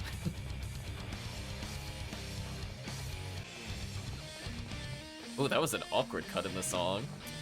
Uh oh, somebody didn't do some proper looping there, because I heard that. That was jarring. Holy.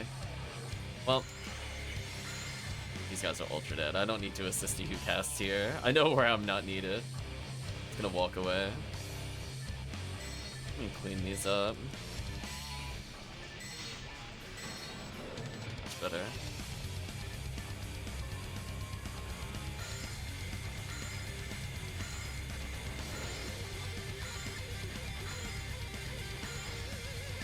I'm so sad I've legitimately gotten pure poisons before I lame to Argent. That feels actually criminal. Especially given we were doing so many cookie quests and this is the only place where we can get cure poison. It's pretty criminal. I feel like we should get a refund.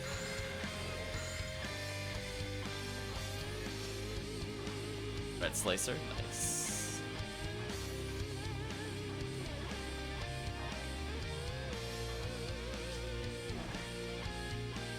Did I really run out of TP? That's so sad.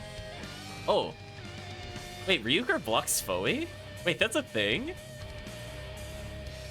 What? Wait, hold on. Oh, that's special. Anyway, we'll move on. It's like, wait a minute. Weird.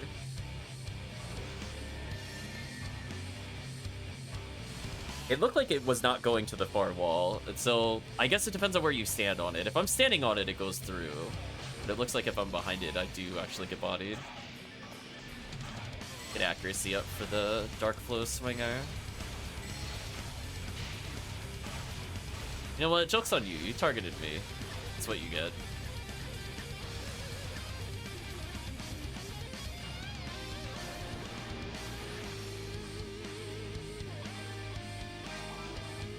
Boss money.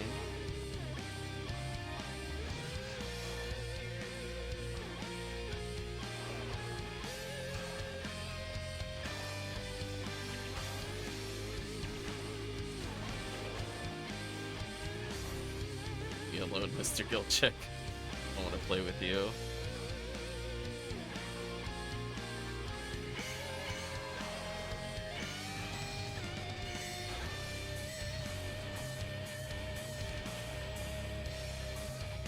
Part of item.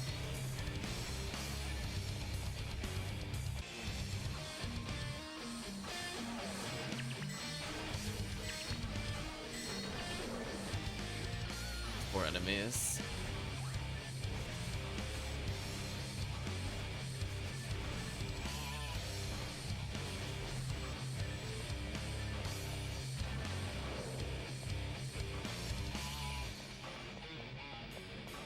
I'll kill the cannabins. The team can move on to the next group. Maybe they'll drop me a PD or something. Yeah, I'm the only player that can kind of hit them regardless of where they are. Don't waste your time with them. Fine. It actually just makes it harder for VA if you do that. There we go.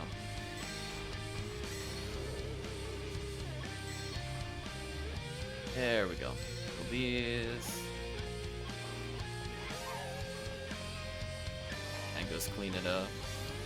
Yeah, I guess it's up to you if you want to kill the Sinnoh Blues. I mean, in theory, Kasami Bracers are decent, but, like, have I seen them drop anything good recently? Not really.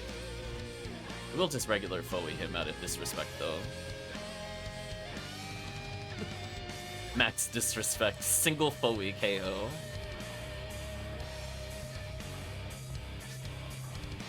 Wait, real? Wait, the PD came from the single disrespect? Wow. Disrespect Foey cannot be doubted of its power anymore. Worth. Just I went bonk. Just killed the Sinnoh. Or Sinnoh Blue. Rip Dango.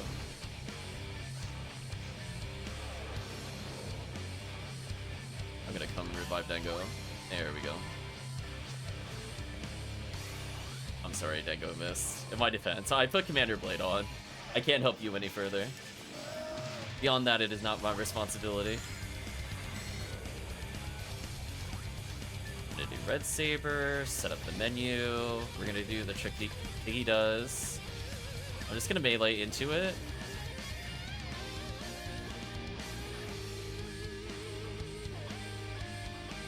Welcome, Nate. Hope you're doing well.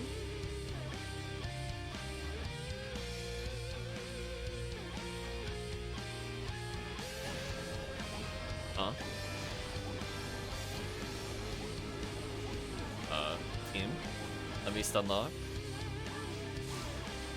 Okay, that just really threw off my timing.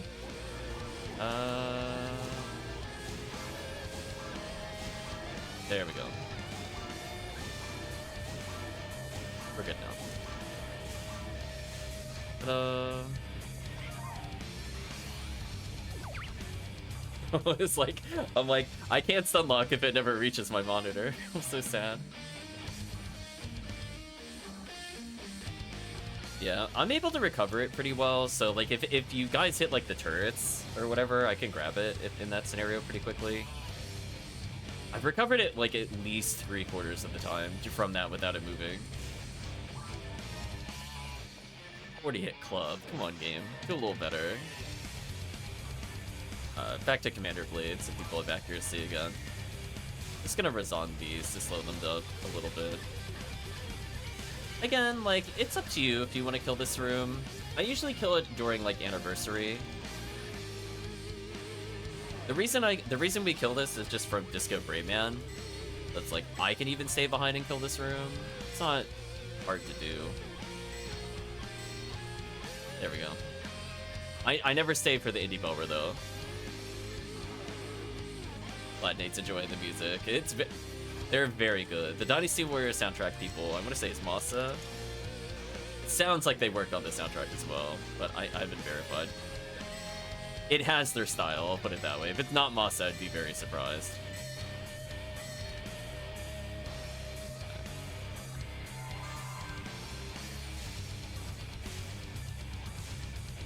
Is Sorcerer still alive? I was not expecting that, to be honest.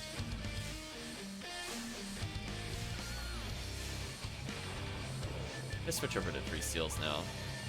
I'm gonna go up here in case somebody can go up there, because I wasn't paying attention. So now guaranteed it's there. Okay. My bad. That was definitely my fault. I should have been keeping track. Rip Tekkium. I made him respond to me. That was my fault. Go shift to him. I'm running. Okay, so they like to teleport near the Rangers, so I'm just gonna stand near the Rangers. There we go. They teleported near the the raw cast. I'm not surprised. Alright, I'll try to slow them up here a little bit. So on average, because I'm doing a full clear, I usually burn like 2 tri-fluids. So if team does happen to see Tri-Fluids, just hold on to him for a little bit. I'll probably pick him up at the end of the run at some point. Saves me a shop trip. I don't need him like right now, but eventually. Let's move forward.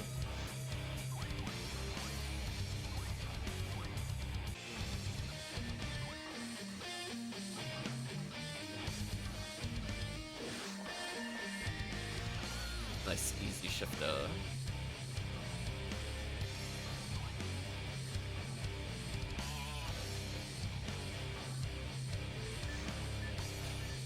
So one more level, I'll be max MST while holding Commander Blade. I'll be at peak Resta efficiency. Needs to kick it up for the spinner, it makes a bit more sense. On Dragon it didn't make sense, on this it makes sense. Something that can actually kill us. And things are actually happening. Oh, let's dodge. Ooh, almost didn't dodge. That would have been bad. Almost got mowed down mercilessly.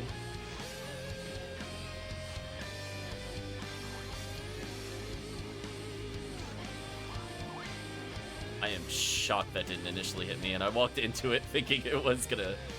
Oh god, that's fine. Wait, this should reset him soon.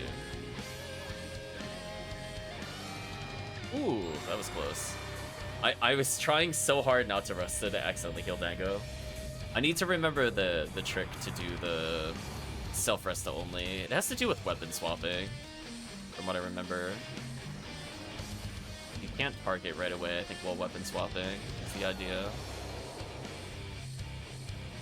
We were discussing this on another stream. It's things I don't practice, but should probably learn at some point. It's not hard to do, it's not something I really practice as a single player. Wait, I'm just gonna heal here. There we go. Keep the team safe with the spinners. And it's heal everybody up. Even if you get hit by ice here, again, like you can see I'm just mowing them down. So I'm legit just face tanking for the team. You're welcome, team. It is literally targeting me almost every time.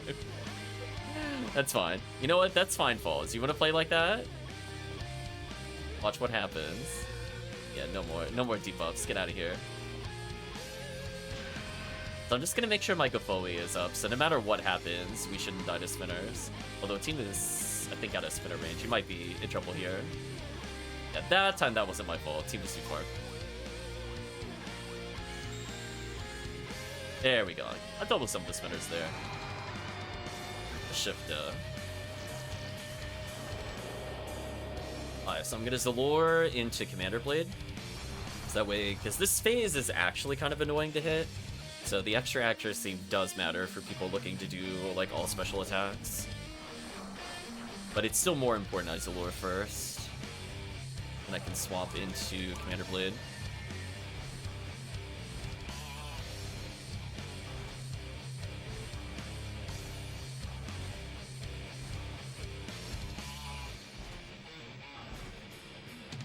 Oh, got it with Foley. Oh man, brutal. Get out of here. Stupid balls. Get Foleyed. They got fireballed. See, photo roll damage mattered there. So good. Bo Newman would be doing like 140 a fireball. Given that I hit it with like 7 fireballs, it would have been like almost 800 damage off if I wasn't Phonu roll. Not bad for a full clear.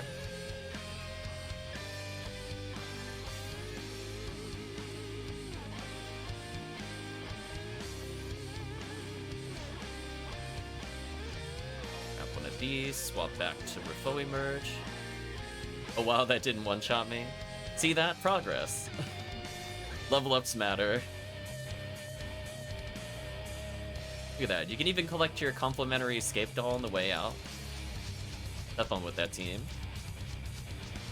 Because with the full clear of Red ID, the way we're doing it, we should always get escape doll at this point, unless somebody dies like 8 times or something. Enjoy the free escape doll.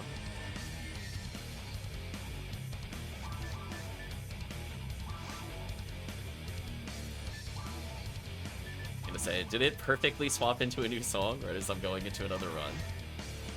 How fortuitous. Almost ready for Even Beat, in case somebody wanted to do episode 4.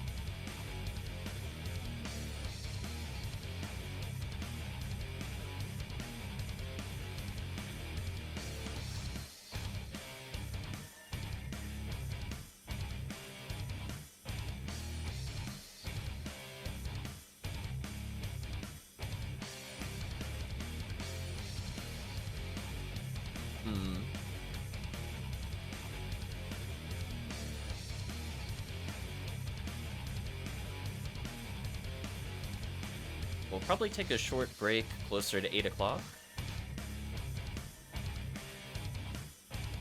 And then still resume after the break. So we'll probably split the recording before and after the forecast change. That way it's not like a 7-hour PSO video.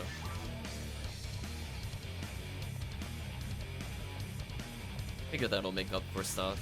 Also, I have bad news. I'm not able to stream on my birthday, but I should be able to stream the following day, so I'll probably have a stream this Wednesday. I think I announced it already in the Discord, but I'll announce it here.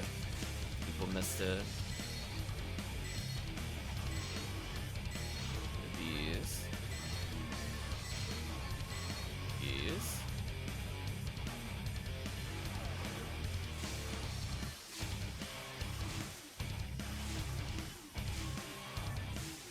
Marbles.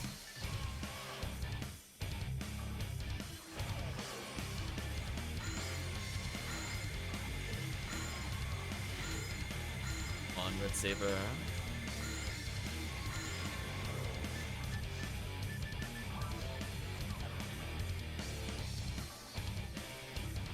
Kill that creature. I'll just wait. Regen some TP while I wait.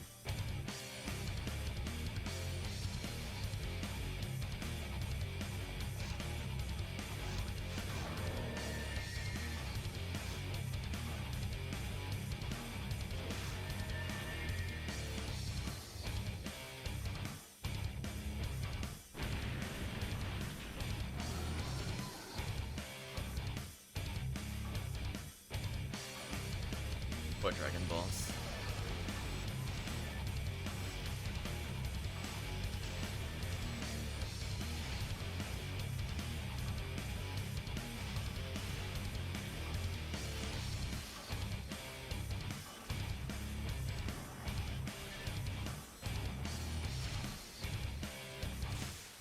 Oh, it's like slightly too late. That's a heartbreaker. I didn't even see the health jumps, that's why I think it was too late. So sad.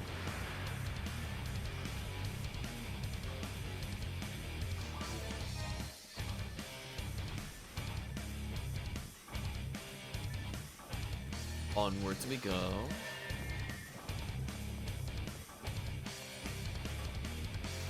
Briefly switch to my Club of Laconium, so I have stronger foe-y.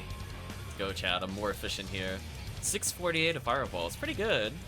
Look at that, I actually killed it at a pretty reasonable pace.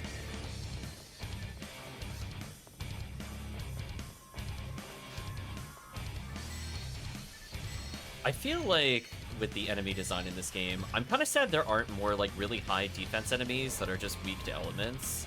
Because you would have thought that they would have tried to do that for forces a bit more, and also for elemental weapon users. Instead, everything just has like 60 plus resist. Like, see this? Like, its weakness is 53 ice, which kind of sucks. Like, it's okay to give them more HP if they just want to assume you're playing with 2 forces. That just boosts their health so that they take 2 forces worth of HP. But, like, don't do that and also raise their resistances. Like, come on. So unfair.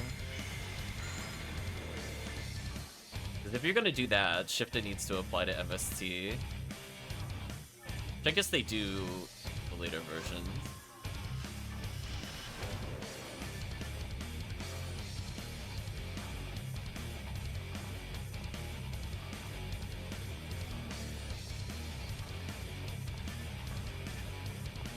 I'll deal with the telepipe. Let him finish slime duping.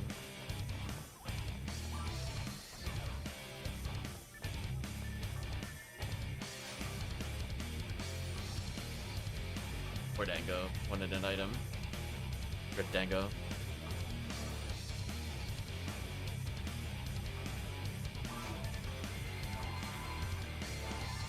I don't blame him, it is a PD.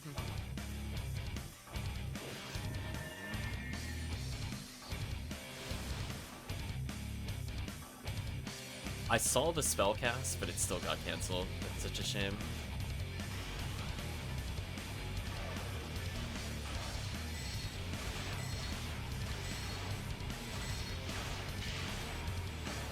Joke's on you, game. I'm invincible. Might as well stand still, regen some TP, cast one fireball here. That way, by the time it comes out, it hits most of the boxes.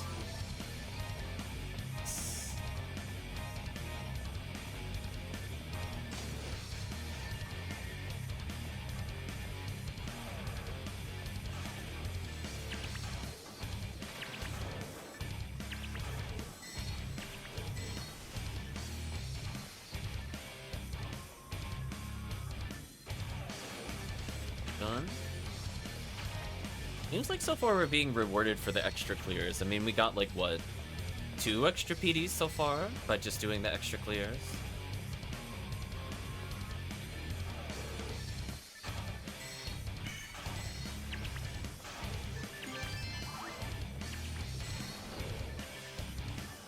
Speaking of extra clears, I'm gonna go have to find out which enemy just dropped that PD.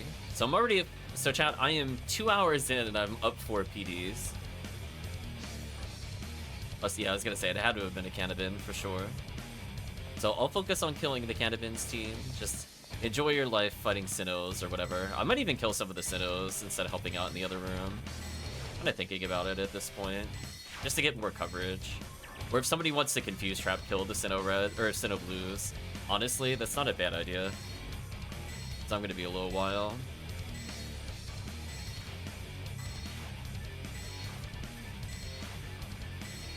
Yeah, it's important that I have Rifoi merge here, or else it does just take way too long.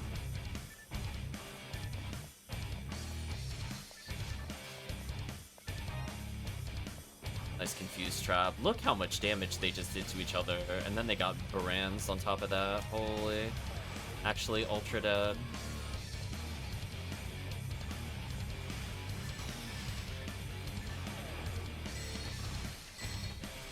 Poor Sinnohs. Ooh. Exploded. Yeah, I can usually if you guys kill like 2 waves, you actually don't need to full clear it. I could probably always kill at least 1 wave by myself with Gavoe stacking. So it's up to you. If you at least confuse trap kill the first wave, I should be good. Clean up maybe at least 1 more wave without really losing any time, because I'm walking to catch up to you guys anyway, so I have to go through the Sinnoh room.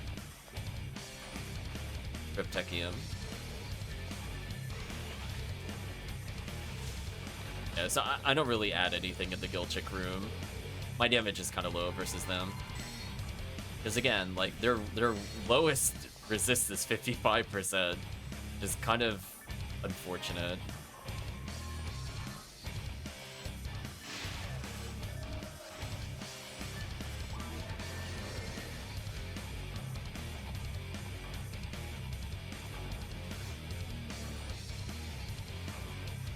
Definitely have enough TP to stun lock, so I'm not worried about that.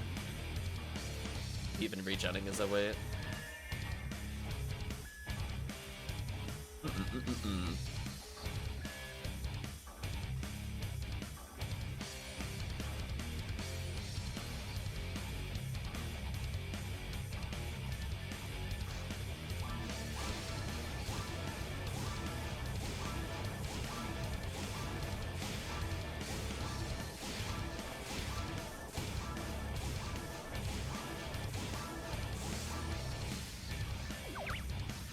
Get out of here, boss. We apply buff swung here. I was gonna say, I'm getting used to the faux numeral stun lock. I think chat can agree there. It's pretty clean. Do a little extra damage here. It's better than nothing.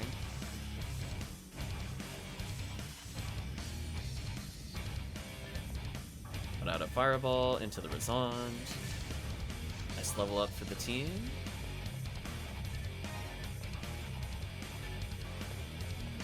Grimlock just getting a little tankier.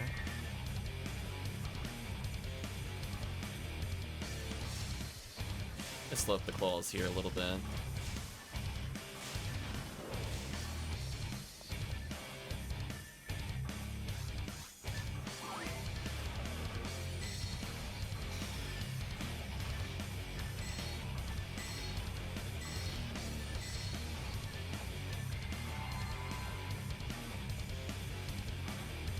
Goodbye, Indie Bower Room.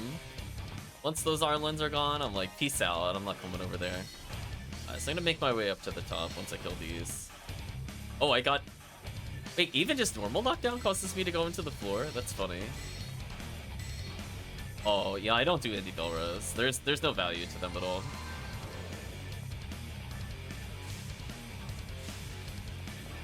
Yeah, the only reason I would even consider it is if we were going for literally 200 kills.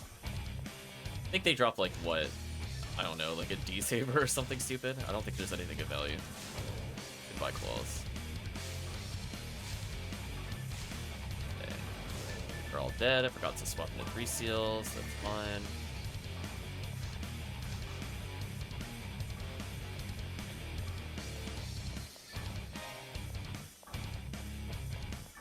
That Star Atomizer though.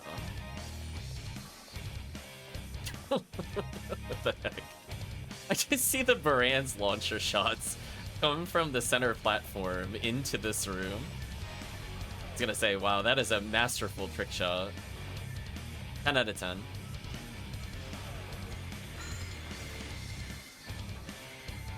Alright, I go. There we go.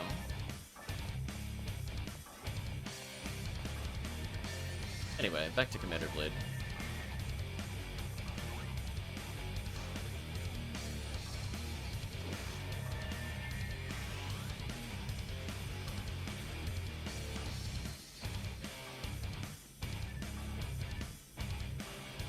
If they're gonna run and touch that, I might as well as regen TP. It might matter that I got 14 TP there.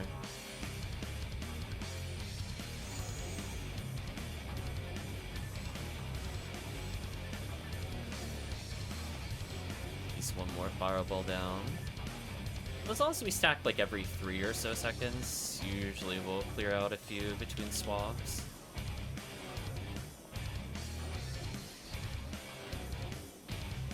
Ooh, that was kind of unlucky. I had 4 chasers on me. I don't think I've had that happen in a while. They came in from 4 separate directions. That was kind of brutal.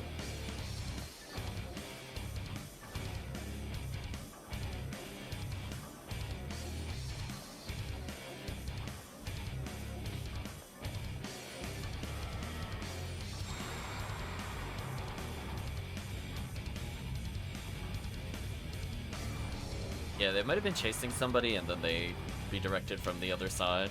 I went to where they shouldn't have been and then they were. I was like, oh, GG. Outplayed. There we go. Switch to Glide Divine right at the end there just to get the debuff. And we're gonna be spamming that Gafoe.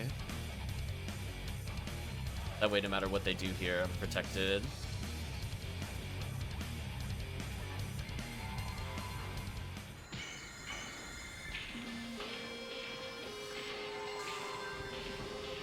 Boss is super hosed. Goodbye.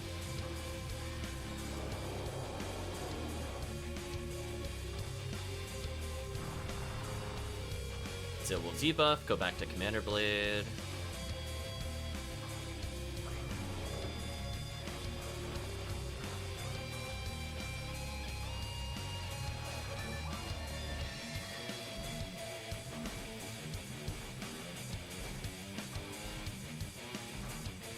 like that if you just don't move. It just works so well.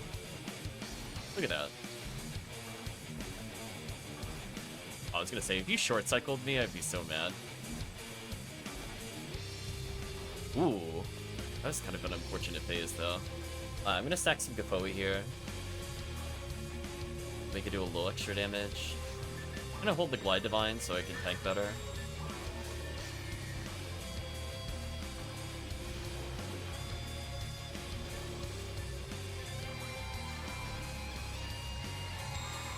Oh, I almost revived Dango. I was so close.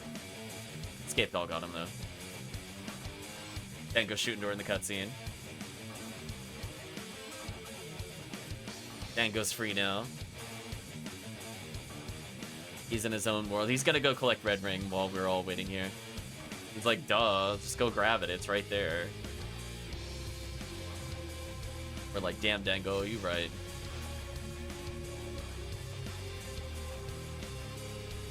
Jeez. I swear if it did drop.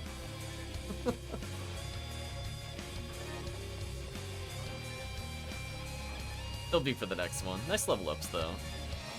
Team's getting stronger. Switch back over to Commander Blade, Recoil Merge, repeat. Let's do at least 2 more. That's it before. We'll do more towards the end of the night. I just don't want to do like 10 in a row. So this will be technically my going on the 5th if we do 4 plus my 1 solo. So I can say I made an earnest attempt today at trying to get it. I'm gonna be grinding it for like 20 plus hours or something during the week.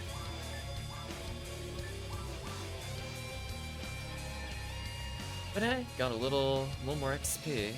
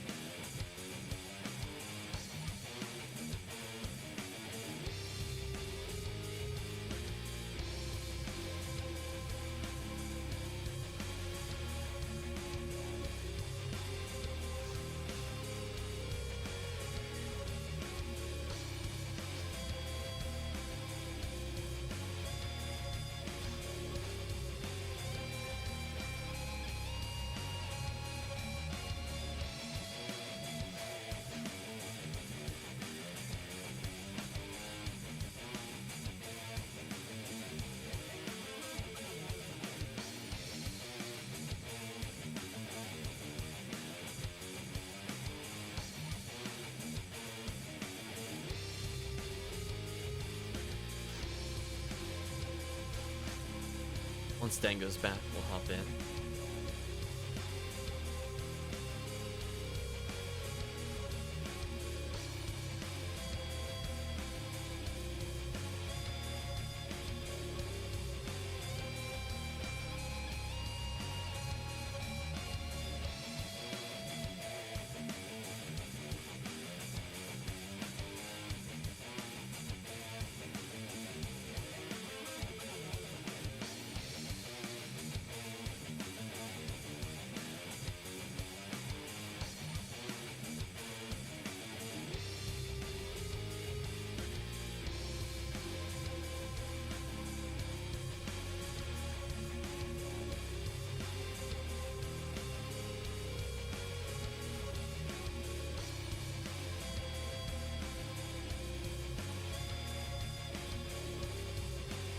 So, just trying to think what we'll end up doing after this. I mean, it'll be even beat. So in theory, we could do Red ID or Green ID episode 4. Usually people go for Heaven Strikers, Cannon Rouges, maybe V101. If we're feeling super spicy, we would go do Twilight Sanctuary, White ID. Gotta get all those Ilgils. Although it could also do Purple ID. I guess that would also be fine into Twilight Sanctuary. I mean, there's only like, what, 80 plus Ilgil? It'll be fine. Right, chat, just a couple.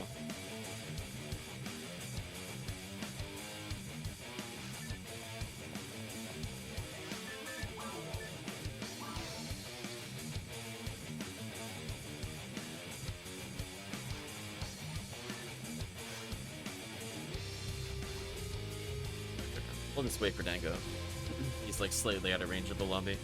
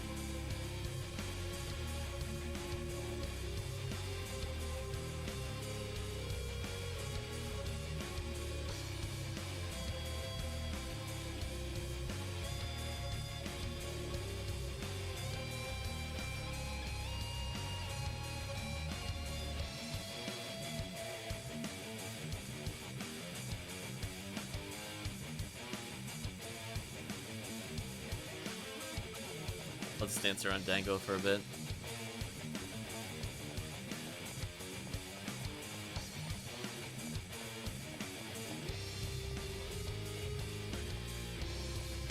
Yeah, Twilight Sanctuary was actually pretty fun. It's just not a quest I would do, like, more than once in a session. Wasn't there a way to hotkey the /bank command, asks Grimlaw? The answer is yes. So if you go to chat, so you pause, you go to the chat menu, there's a shortcut menu. You can assign text into Shift F9s.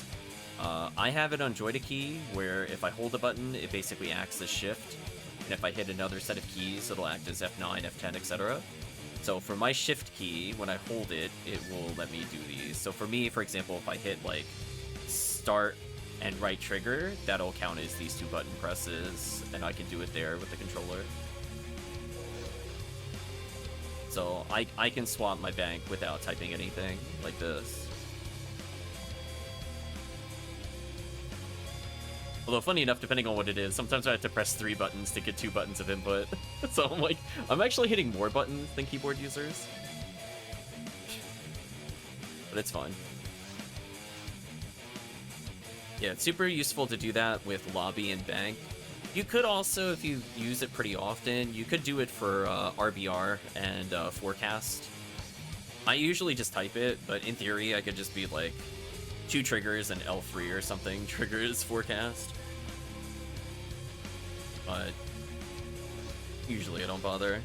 I'm learning at least to use my other trigger menus to access the equipment menu faster. So I'm trying to get more consistent with that, to weapon swap with this menu versus the other one. I feel like in TTF specifically, I usually have to set up the Gazond anyway. So I'll still do it the old way. But for things like merge swapping, I prefer not to pause and then go to item pack and then equip, etc. It's too funky, so I'd rather just do that. How are you able to set it? Just type. Like if I wanted to just, let's say shift, so let's say I'm registering shift F1, I just hit space, question marks, and you can put in whatever you want.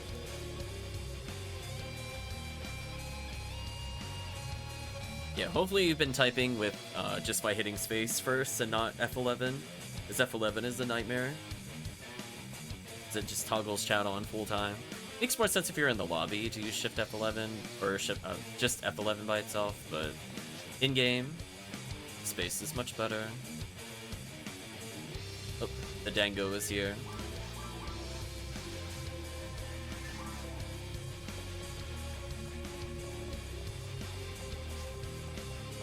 No worries, Dango.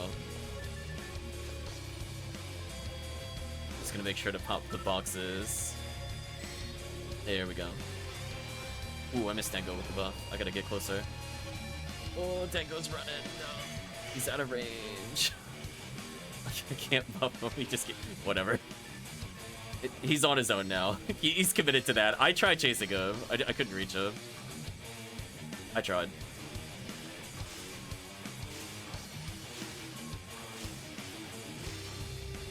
I even left the door and everything.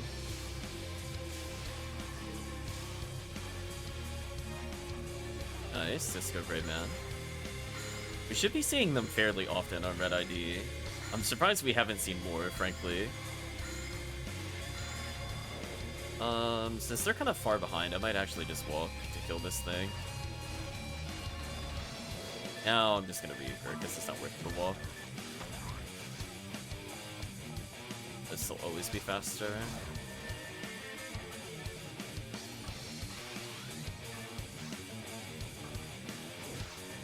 Goodbye, enemies.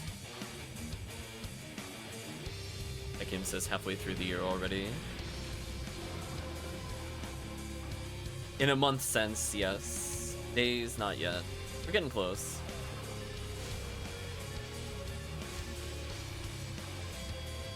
It's gonna regen some TP while I'm here. Of course, Still Dragon stands no chance. Yeah, I think 15-minute loops is where I want to be at. 30 minutes are like a little long for me.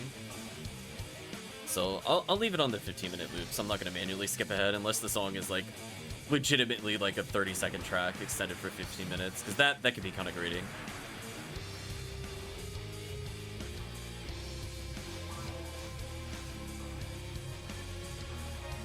Nice, I got a Tri-Fluid back. That's huge.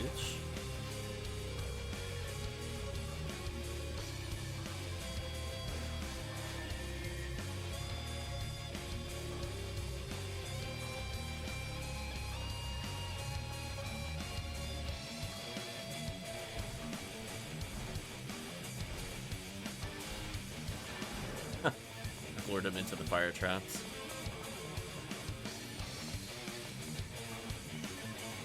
Worth.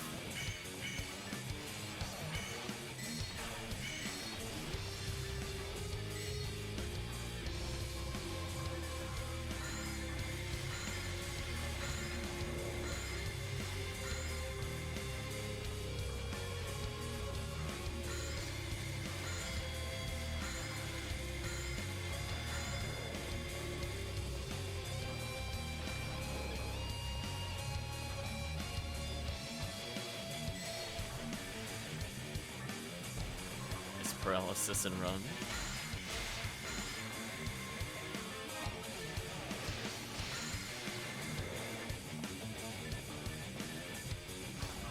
Ooh, rare slime. I'm gonna go help with that. Alright, so let's have the spawn come up and then we'll have Dango kill it, I think. Also targetable for me. One.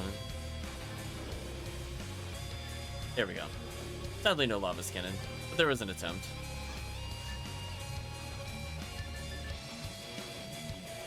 I'll put a telepipe down just in case.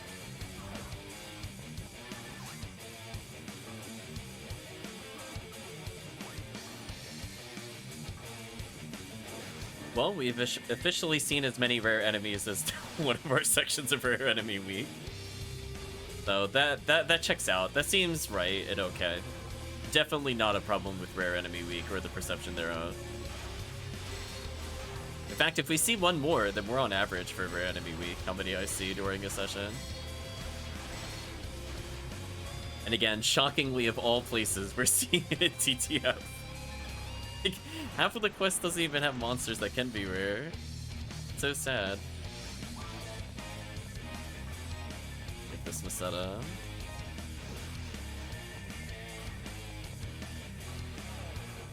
Let the team confuse trap this. This is Allure, they do a lot of damage to each other.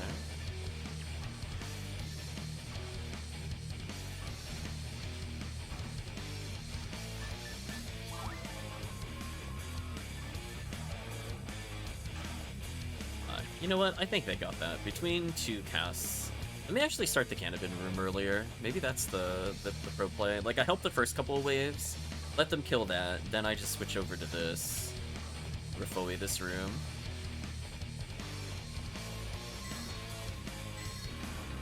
Yeah, because see, I even helped open the door. I think that was worth it.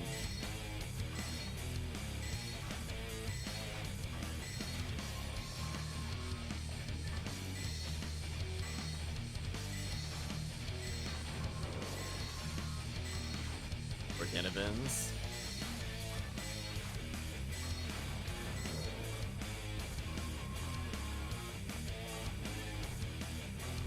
Okay, since there's just one, I'm gonna Foey him to death.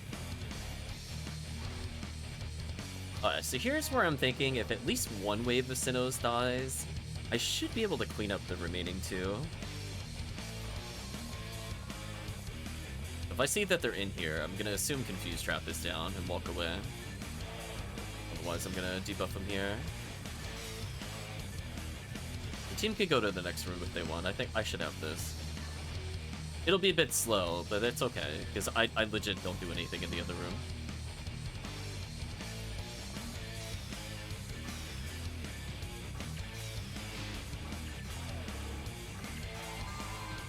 Rip team.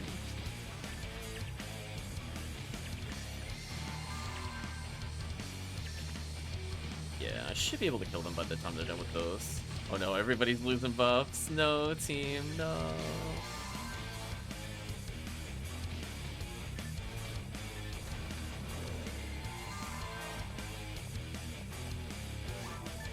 I actually have so many skip dolls I can't carry anymore. Well, time to get more skip dolls, I guess. Just drop one later.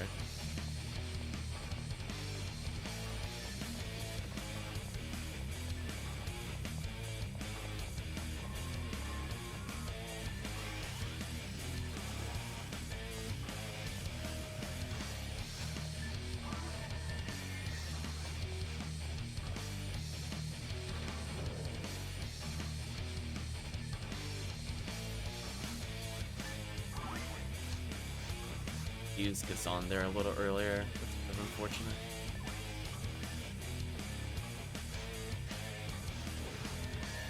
Did that melee swing to make sure it doesn't mess with my camera, because we saw the game does like to do that. That makes stun locking very hard when you're not lined up with the monitors. You should be good now.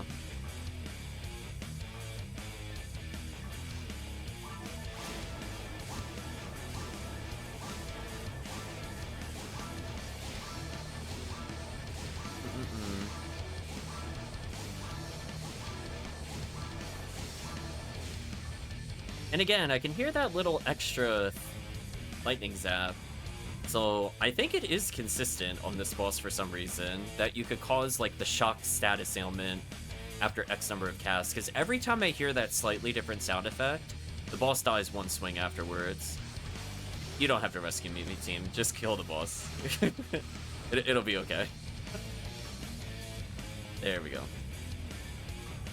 I like doing that so at least other players aren't being targeted. I'm not DPS in that boss fight, so... These, I guess. Switch back to Commander Blade. Probably should have swapped back to Commander Blade on the other phase, but that's fine. I'm gonna clean this up.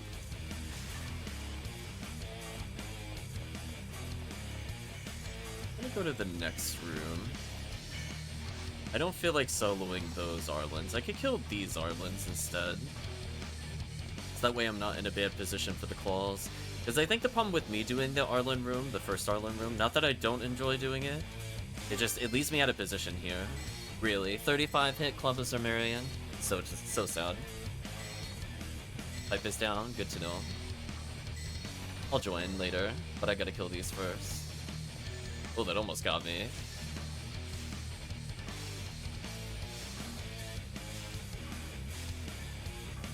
Assuming a PD has occurred or something.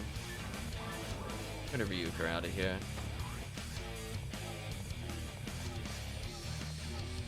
Iska, nice. If that has any hit percentage, that'll be super good for the team.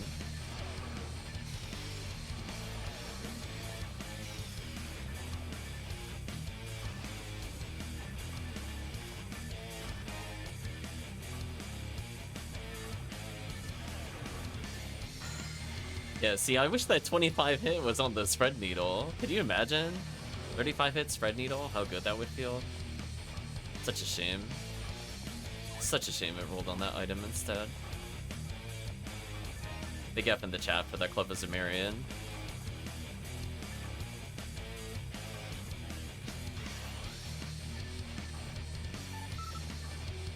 Oh, I don't usually buff outside the boss room. Just FYI, I buff in the boss rooms. So if you guys are just waiting there, I'm just like, just step on the portal. It'll be fine. Yeah, there we go. I only buff outside boss room if it's worm boss. That's pretty much it. Even vault up, I'll usually shift AU on the second phase.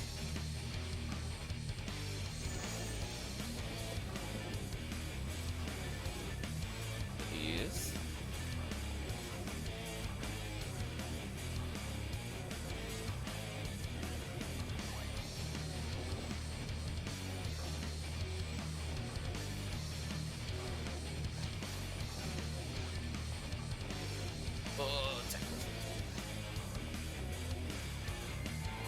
There we go. Found a place where I could heal without healing Dago. Just very challenging as a foe duel, I'd just like to say. that is a mission that a bit harder than it sounds. Especially since her arrestor range is nearly half of the arena.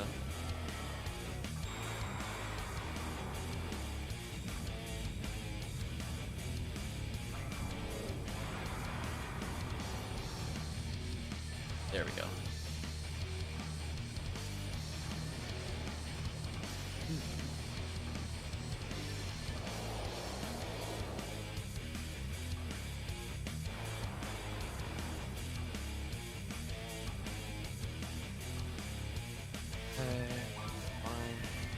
Ooh, I don't have my 3 souls on. This could be dangerous, actually. I'm gonna have to dodge here. Unfortunate. Okay, now I should be good.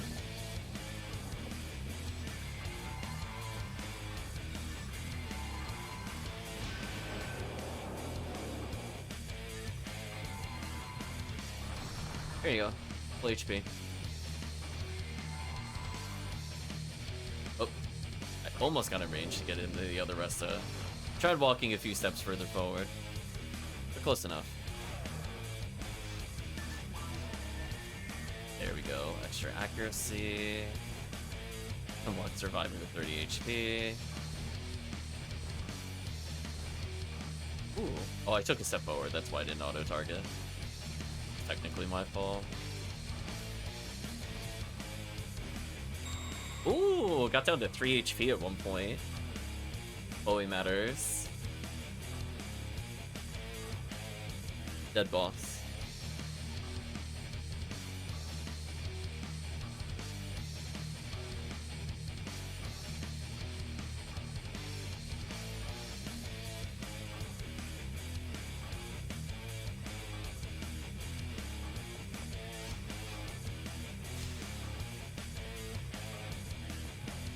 Wow, that was sub 14 minutes. I thought we took longer on that one. Huh. Weird.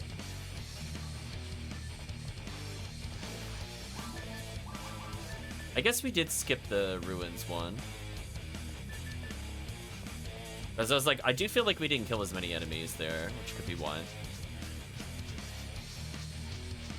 Still quite a few killed though. Your inventory appears full. Drop. Drop. Drop. There you go, chat. If you want scape dolls, they're there. Otherwise, I don't want them. I guess in theory I could go until I burn out of tri-fluids, so I'll do 2 more instead of ending on this next one. That way I only have 1 shop trip at the end. I'll do 1 more just for chat.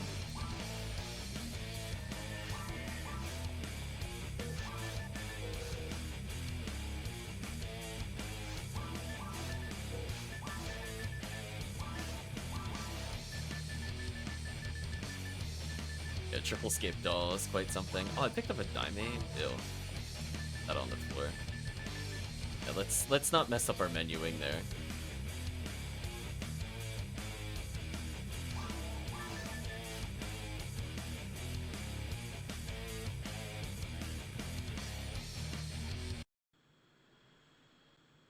Video pause. Continue watching?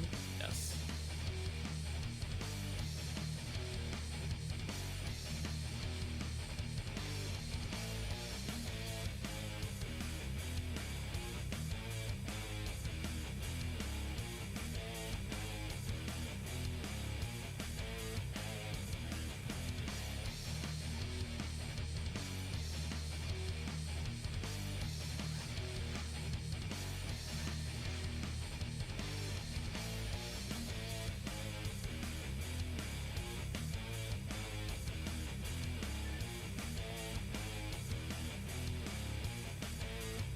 mind me, just phasing into the earth.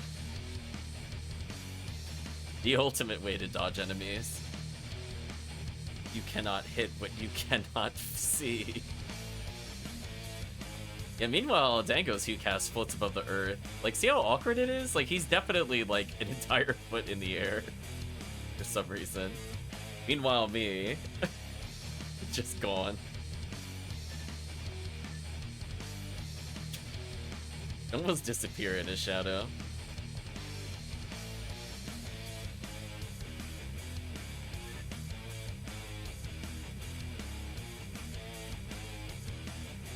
Gone.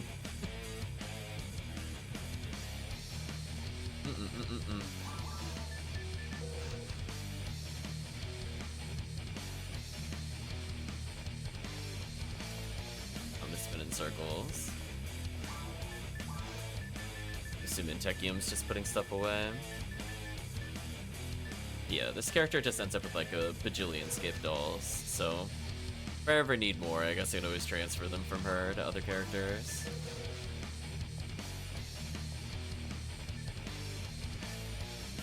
Although, I was saying, trying to figure out what to hunt. I'm like, wait a minute, we said we were gonna get Dango some X-Cal chances. So clearly we have to do some Phantasmal World 2 and/or Episode 1 mines. And if Rouge can wait. Where's the picture?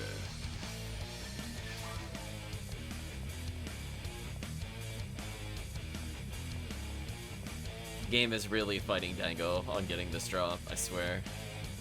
It's very stubborn. At that time, I got everybody. Guess that's the downside of going for the boxes early. If people just run forward, I just can't catch them. Back to Riffle Verge here.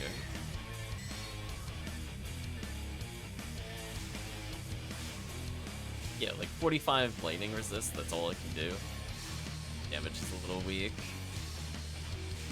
Hashtag buffers on.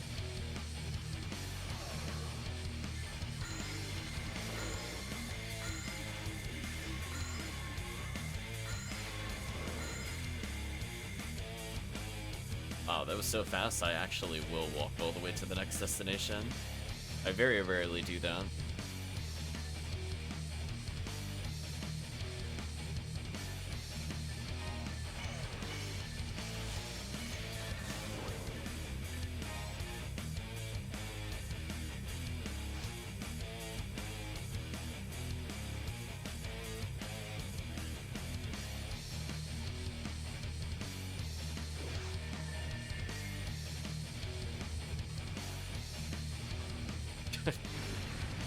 Got debanded by the mag.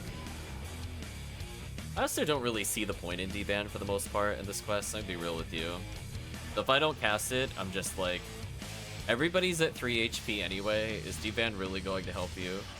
The only time I might consider it is Worm Boss. So if no deban is there, I'll apply it for the Worm Boss.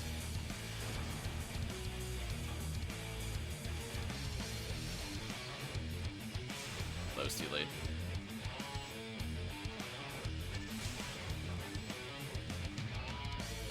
You know, I'm hearing all these sounds and songs from this game. I haven't heard the You Was Shocked song. Is that not on this playlist? I feel like that should have been the first song on the list. Like, what is it, like Toa Amadose or something? I haven't heard it.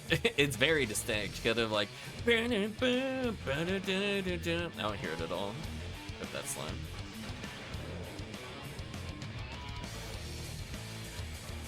Let them deal with those. So we did actually manage to get Rare Enemy on slime. So if it had been a rare drop, it would have been worth it.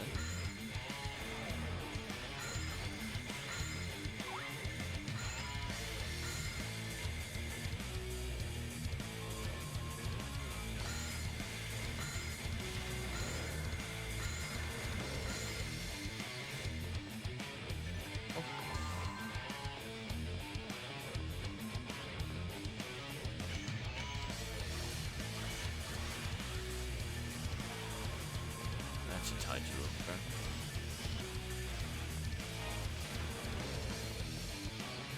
And go slime dupe in.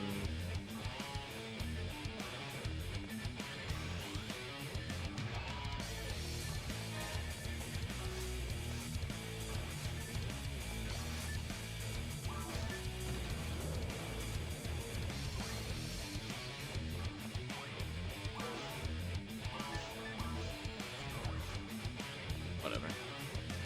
Good enough. Ooh, Dango no invincibility. I think I'm gonna panic heal Dango here.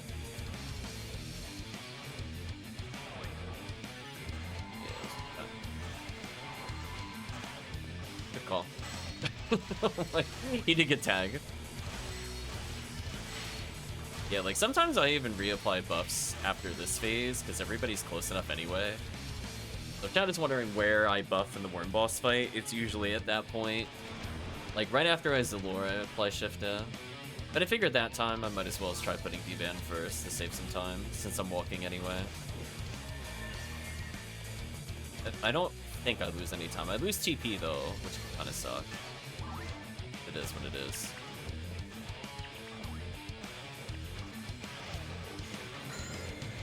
Killed.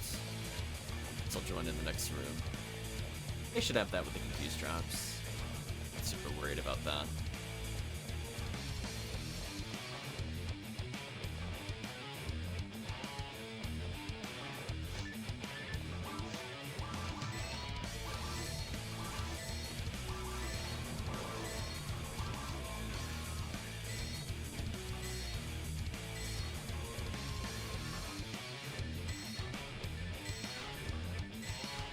That opened up early access to Sinnoh because I joined.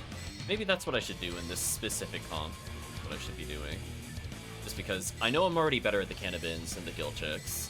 So by the time the others come to me, I'll have killed this room. We can focus on clearing out what we need to clear out.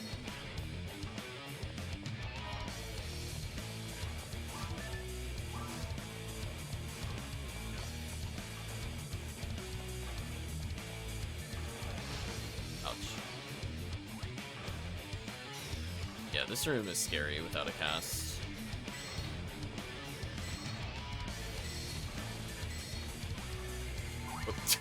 Rip Dango.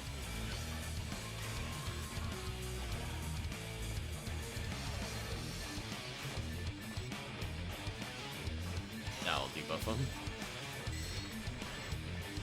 Well, ooh, I killed him while transparent. That's bonus points. Even confused while gelling, they still do a million damage to each other. Nice photon drop.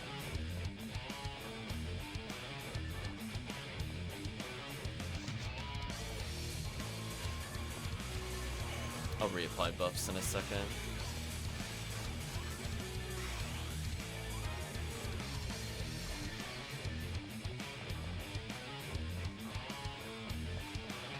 Yeah, these are the enemies I don't think I do enough damage.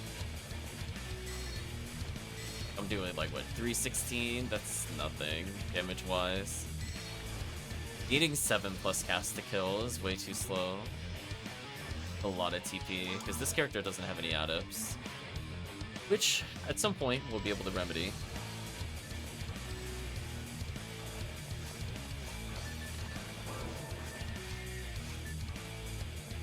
My tri-fluid.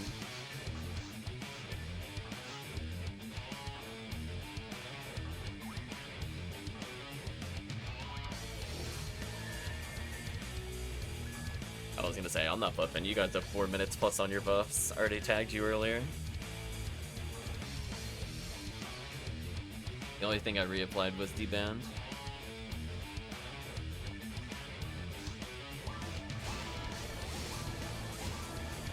It's not technically a drop yet, because I'm still... Oh, now it's a drop. I'm like, I can actually still stun lock from here. I messed up my menus, but I should be good. Stupid enemy.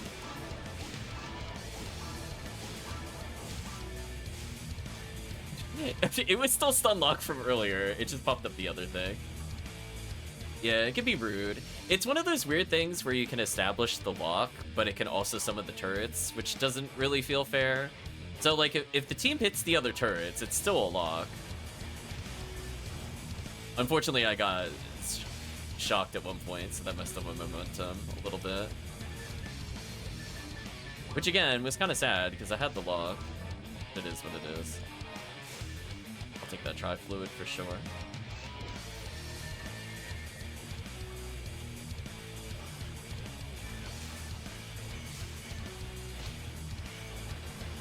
I'm so sad I thought somebody had that.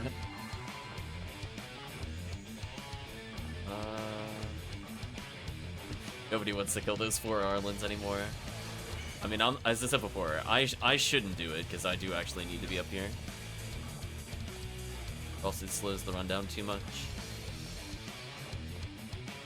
I think that's where we gain seconds back, is I just literally went up here first.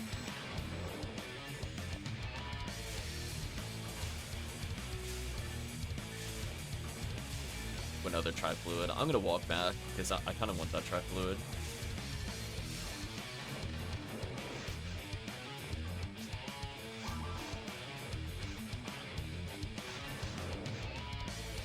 Yeah, I got down to...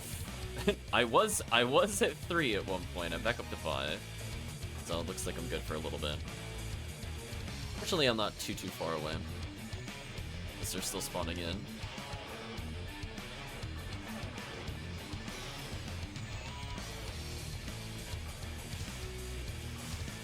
There we go. And I helped. Come on, random cycle wand. Right, chat? Just believe. Every time I do this quest. Dango.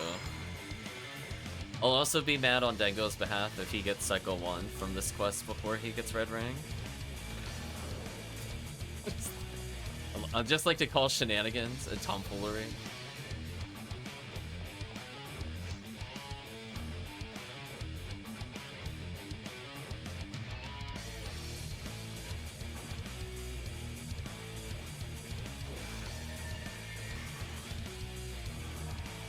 There you go. Enjoy your buffs.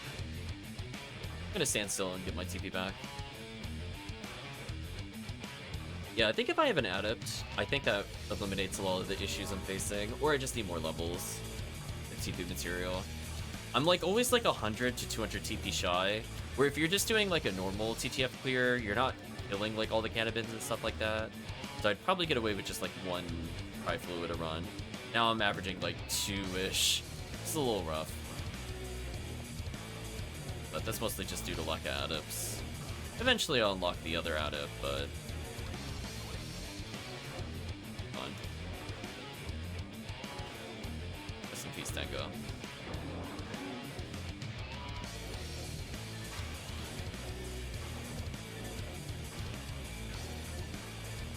Had to go a little out of position there. Sorry if my kills aren't as fast for a little bit. Ooh, I got tagged. I escaped all though. Ugh. Buy some D-band. Where am I at? Okay, there I am. Don't mind me, just repositioning.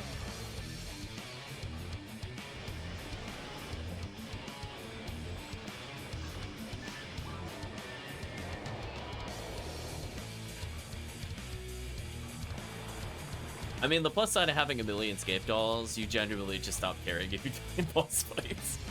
I'm just like, oh no, whatever will I do? A shame. Oh, it's this one?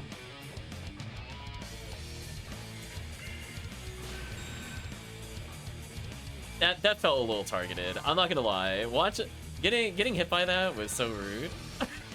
It's like, there were literally no lasers in like 20 character steps from my position, except specifically where I was standing. I think there was like one also a couple to the upper right, but I could have walked any direction, even forward. I think I would have dodged it. That's so sad. Anyway. I forgot I sorted my inventory, so I went to double menu for Commander Blade, and it was like, oh right, it's at the top now.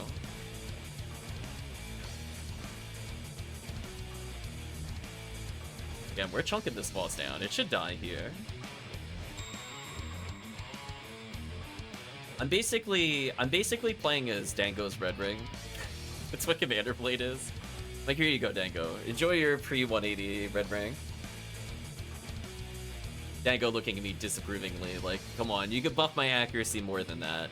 I'm like, damn, you're right, Dango. Okay, so one more, and then we'll switch over to something that gives XCal. 55 hit Disca. Interesting. Sadly, not high enough for me to consider.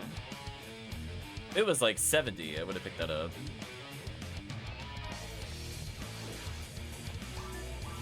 Soul Disca.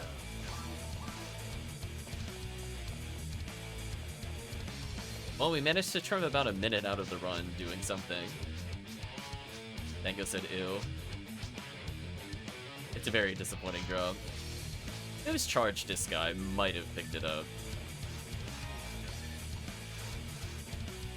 Maybe. Though 13 Disca Rayman is too powerful. Okay, final TTF, and then we'll see if we can get Dango some Excals.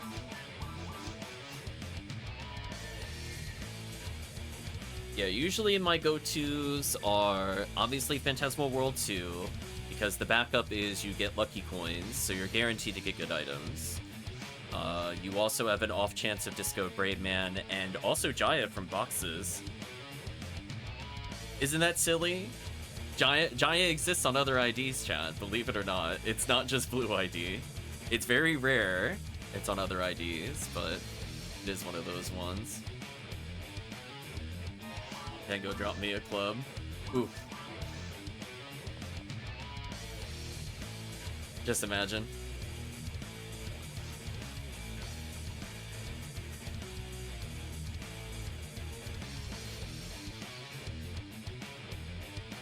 Stupid canes.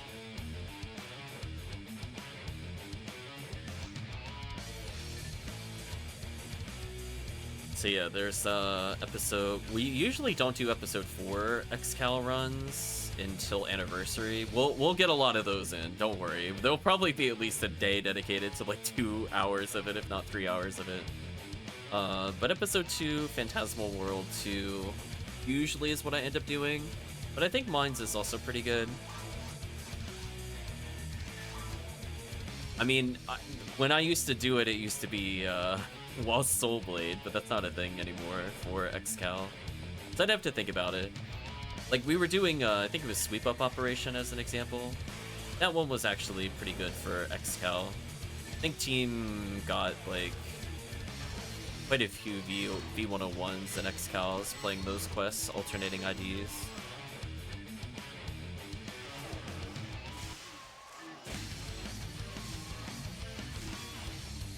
Music got very dramatic. I'm like, hello, boss music. Grip Dango. Oh my gosh, I used Barda. Look at that, chat. Next level.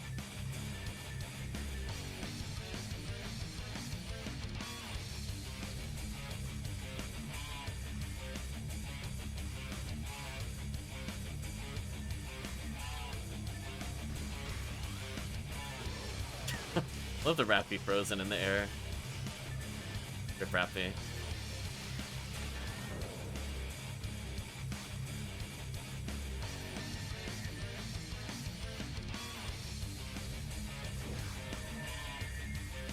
was gonna say, is there even a reason for me to move from the start as a force? Do I even need to Zalor to knock down if we have a UCast? I don't feel like we do. As long as I Zalor when it's knocked down, we're good. Guess I could always just do that if I'm not sure. Definitely no reason for me to Gazan unless I'm going to damage boost here. But this time I ended with more TP than I did before, which is kind of nice. So I was averaging about 1680 at this point. So I managed to reduce my spellcast by 2. Too early. Almost got the kill anyway, though.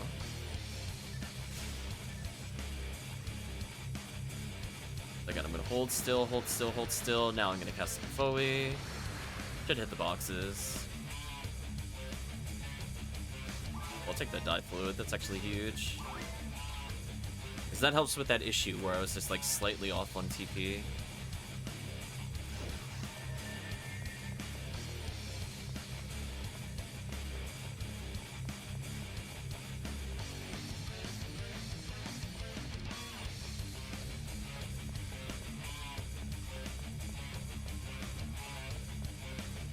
Poor Bulmer.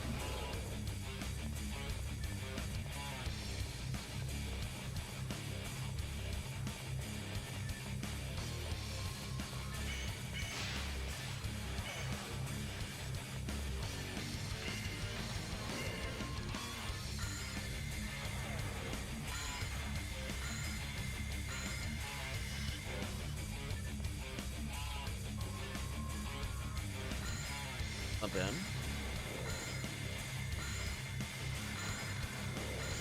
Oops, that was one Robarda too many.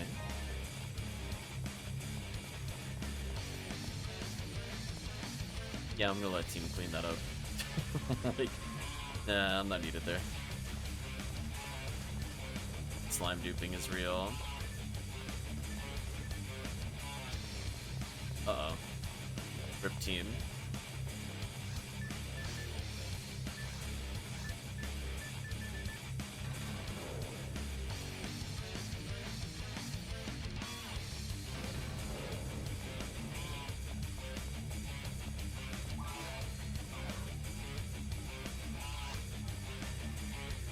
Rebuff when we're in the boss room. Most of the team gets pretty close, so should be able to apply it there. The only person that needs a buff is Tekkium. Otherwise, a minute 30 is longer than this boss fight is.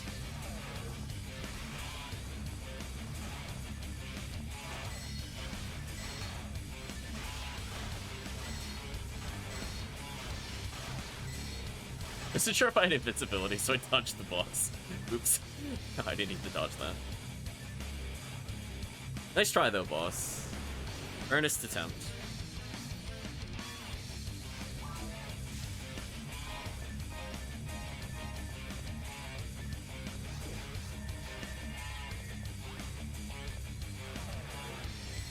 So I'm thinking probably we'll start with Phantasmal World and then we'll do a couple of episode 1. I have to think about what... Oh, Dango. I better buff Dango. That's my only fear. If we have a player death and they don't have Shifta, that does slow things down significantly. Ooh, that almost went terribly. Let's use the lure here to help them on that next wave. Rip my TP. So by the time they're done with that, I should be able to fight the Cannabins. But that did put me behind by like 8 seconds.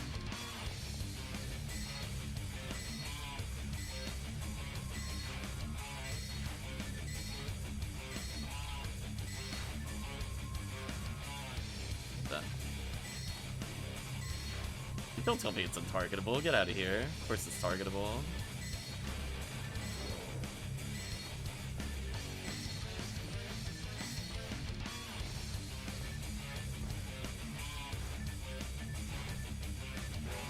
Oh, I almost killed it with melee. So close.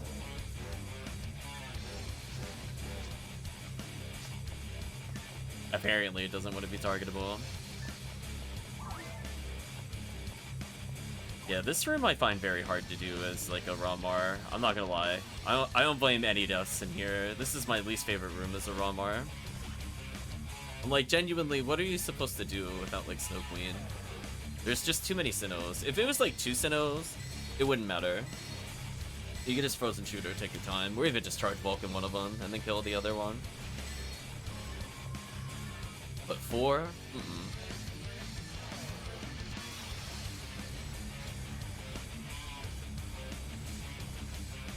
Look, even with Jellin, they still almost combo killed each other. Actually monstrous.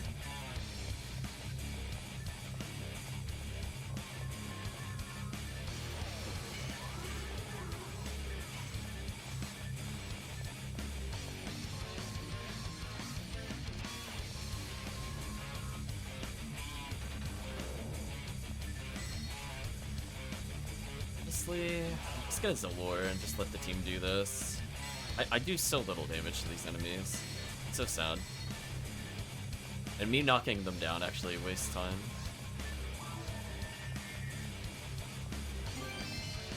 Ooh.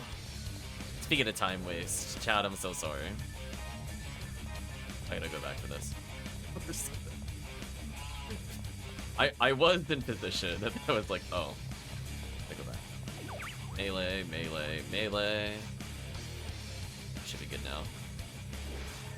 Yeah, it's a lot of PDs so far, for sure. We're definitely getting rewarded for the extra kills. As I said before, at least 2 of the PDs so far have been purely from extra kills, if not 3. Because I got one, I think Tekkium got one, I don't know if Dango maybe got one. Just be careful. I have the stun lock, it's just, as I said before, I think I'm just a little slow with it when it's a second monitor versus a third monitor cycle. But I still kill it, so it is what it is.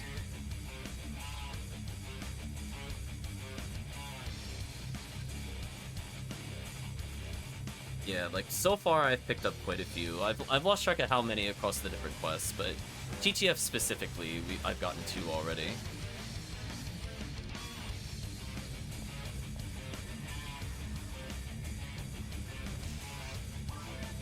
I'm on a fluid, and I'm definitely taking that tri-fluid. Nice PD.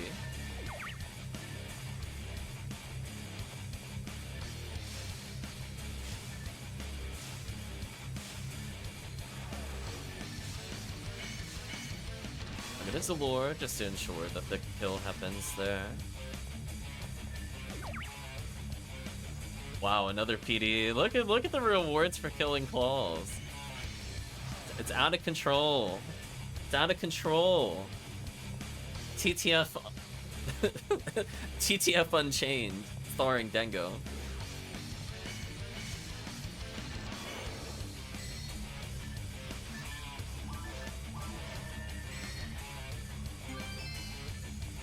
Oh, just good to drop. Hiatus buff. Gonna clear up this room. Sadly, Disca finally dropped for me, but no hit percentage. I will probably just take a ward if team has it. There we go.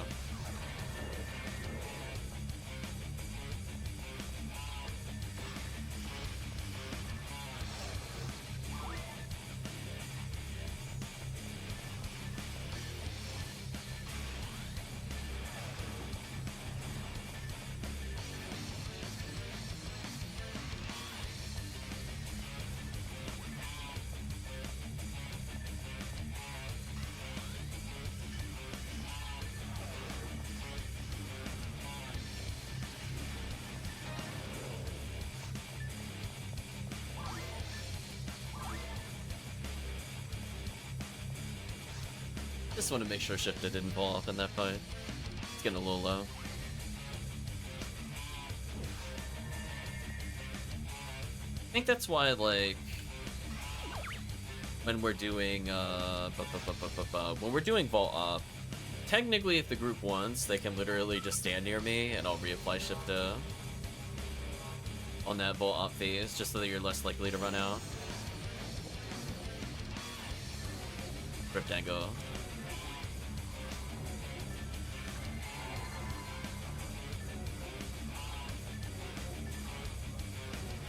Let me stack a couple of Bowie first, because it is kind of important I kill some of these instantly.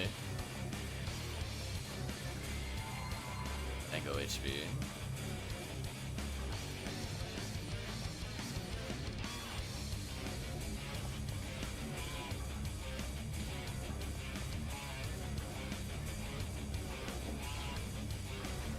Sniped a couple of them at least. For Dango.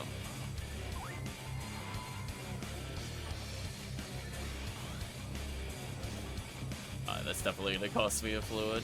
That's fine.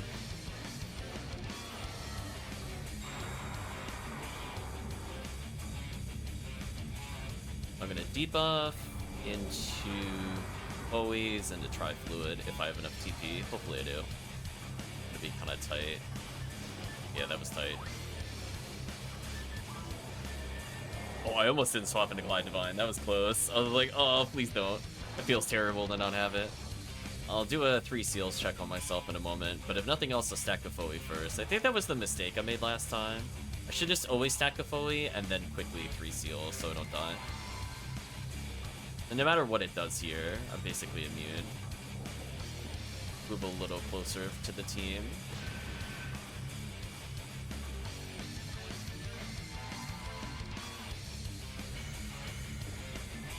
Yeah, see that? Like, barely any spinners had to be dealt with there. I'll just move a little closer and a little closer. Oh, rip. Oh, I couldn't. Okay, he got revived anyway. Good, good, good. I was like, I couldn't reach with moons. That's fine. The debuff into Cloud, or into Commander Blade, into Bowie Spam. There we go. Look, that was a clean swap.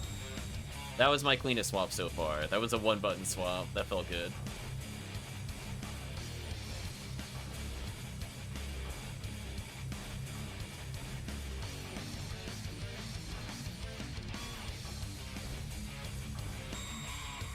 Not sure if I killed with Bowie there or not. It might have been the second to last hit instead of the last. Yeah, the Phone Rule really pumps out damage versus Falls' final form. I mean, I did almost like 2k as a force. That is so much higher than like the Phone Movement. He barely does 1,000. So the fact that she does double damage on that really helps kind of bridge the gap between people with different gears.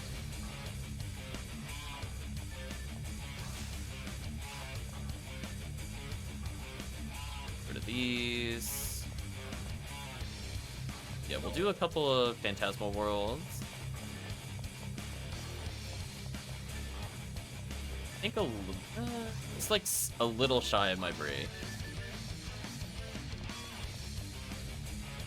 Guess we'll do one Phantasmal World, then I'll take like a small break. As I said before, I want to split the video a bit. Yeah, that's a lot of PDs. Yeah, I'm definitely not done tonight. We're gonna keep going. I just need to get like another drink, things like that, then we'll continue. Thank you for the Tri-Fluids. That helps. I guess I should play Pink ID and hold Commander Blade. I think that would be ideal, so I'll actually put this away.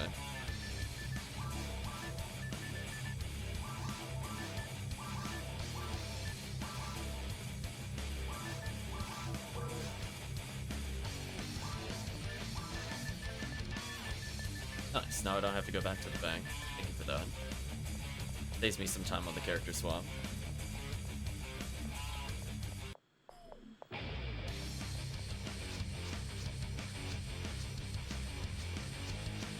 was gonna say, the music is getting pumped for Phantasmal World 2. This will be the last one. I guess that makes sense. Before we go on break, we'll enjoy the last Force bonus. Let's go to, what was my pink ID? 6, I think? Still plays Force again. Enjoy the 1% extra rare chance. Not that it's paid off very much. I feel like team has actually gotten more discos per character, as opposed to like collectively, compared to my character.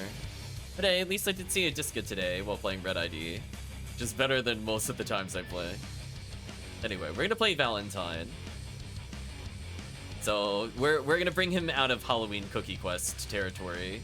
So oh no, Chad, he's level 153.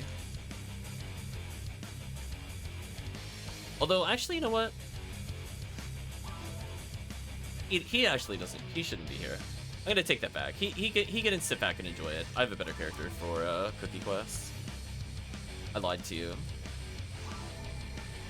I mean, he would be good for it, don't get me wrong, but I have a character who's better equipped for it.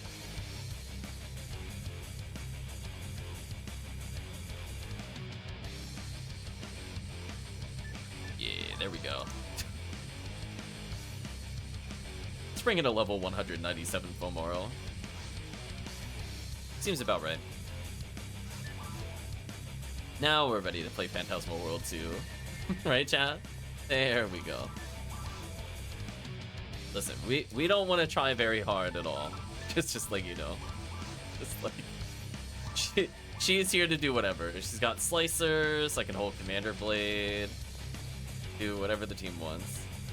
But I can at least kill things with Rambling May. So I feel like if I actually need to ATP something, you can do it.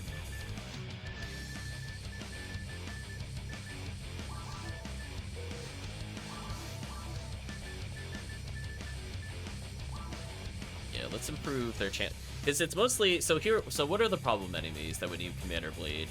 Every Gibbon, machines. So there are at least some enemies that are reasonable that you're not going to hit them with a heavy attack on the first strike, or even some characters with the normal. So for people that are leveling, it's very annoying to hit them without them being frozen. So let's just stick to Commander Blade and spam some Megan for a bit. She has a red ring on, so if I really need to, with Smart Link, B101, B101, PD Create, she's kind of set up to do whatever. Like, she is done, but wasn't clear, chat. Like, she is all yellow statted. She doesn't care.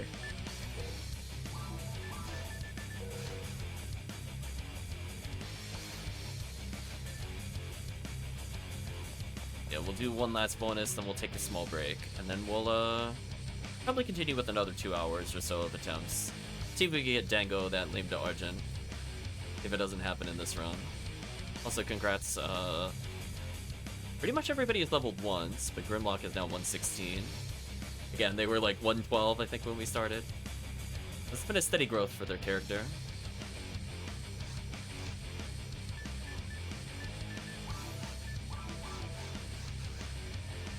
So yeah, I'll try to pop all the boxes, because boxes are actually really, really, really, really, really good in Pink ID. It's just that none of the rare bonuses apply to it. Honestly, I kind of wish XP Week actually buffed box drop rate.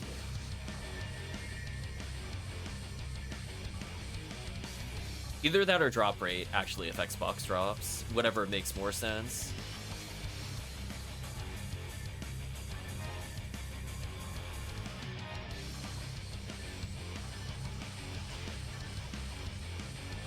Oh my gosh, my Megan's out of control.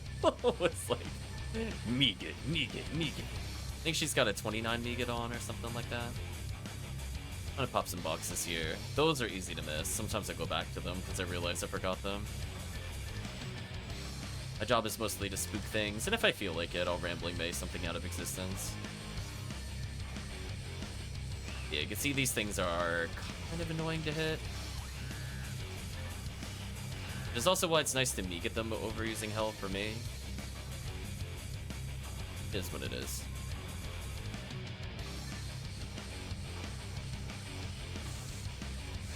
Oh, shock status ailment is terrible.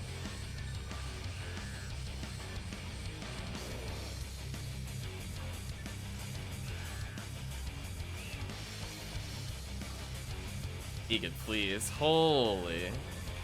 Just like 5 in a row. That was bad luck. It is like a almost 40% chance. That is kind of bad with my 29 Megid.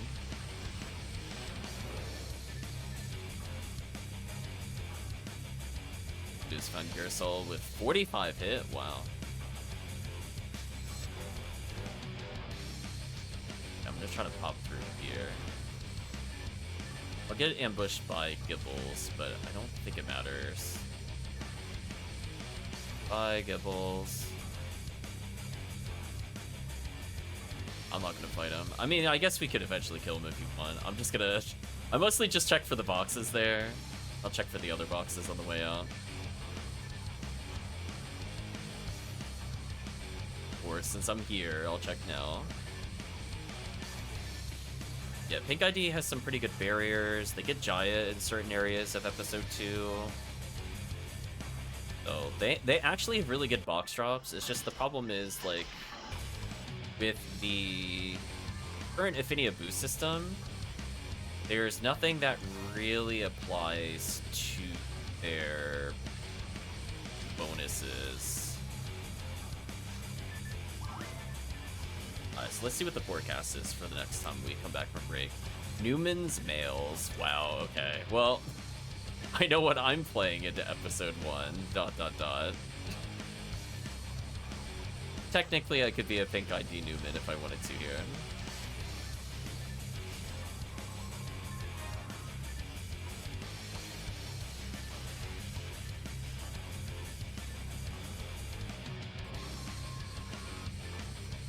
Yeah, I figure this quest is fairly easy to kill enemies. Oh, and then speaking, because we're talking about Hellable, I like that, like, so much stuff in jungle. I'll take my 1% buff, thank you. Yeah, there we go. I like that so much is Hellable in jungle, but jungle also has just, like, completely superior items on easily Hellable creatures. Like, you can get Jaya from the Geese, for example. Like, they're not even hard to kill in general. Just like, this doesn't feel very fair. I feel like they should really rethink these things. Yeah, chat. Oh, I don't see any traps. They killed the ones that are near me. Just remember, this thing's special is trap vision. It's all clear to me. Oh my gosh, Megid? You see that snipe, chat? There we go.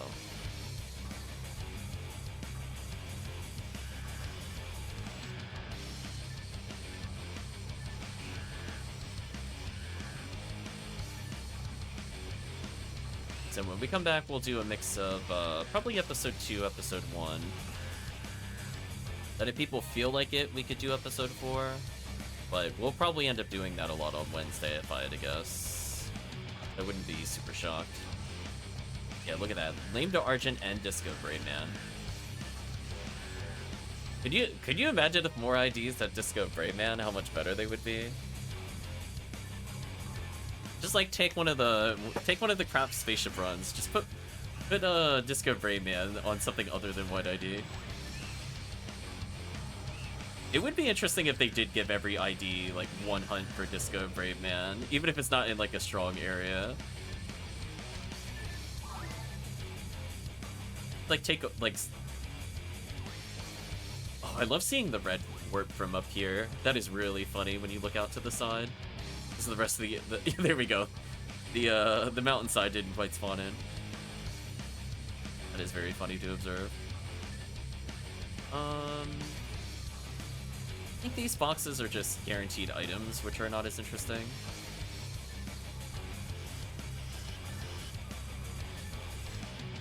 Yeah, these things can be annoying. Yeah, see, like with my Commander Blade, I have a 57% chance to hit with 170 accuracy. These could be very annoying for other characters to hit. Oh. One. Forgot.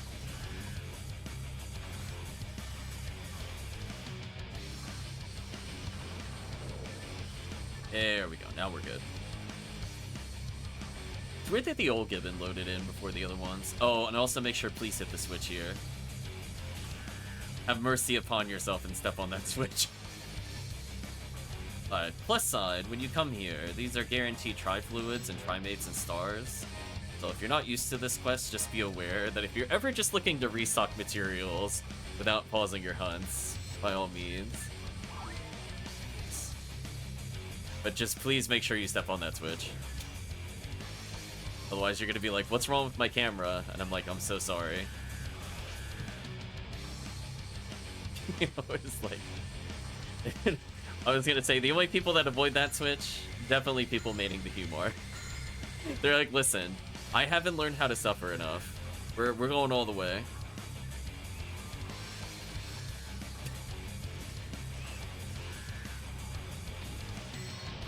I have a low chance of Hell succeeding, but it's better than nothing. Oh, that worked. That also worked. Hey, Hell chance kicking in. Pop those. Yeah, Charles Parasol's not bad for females. I wouldn't mind a good one for a Hunural. She could realistically do damage with it. The Pipe Dream would be making like a 60 hit one, so full moral could just use it. But honestly, like a decently rolled one on Hunural could be useful. So I have like coverage. So when I'm applying buffs, I can also have it as a backup weapon. Yeah, Gibbles does some real damage. Goodbye, Gibbles. Like, it's like mostly harmless sounding name, and then it's just like this horrible beast. Like, oh, my nightmare has arrived. I love that there's also moon atomizers that spawn constantly, so it's a pretty friendly quest. I kind of wish more quests were like that as well with the custom quest, where they just had guaranteed, like, just like one of, like, a box that would have had like a moon, a star, a telepipe, and like a trimate would have been so cool to just put in. Not just like spam like 30 of them, but just be like, you know, this is your restock room. And just put it in like the same room as a healing circle or something. Or put the boxes on the way between major areas, like how this one does.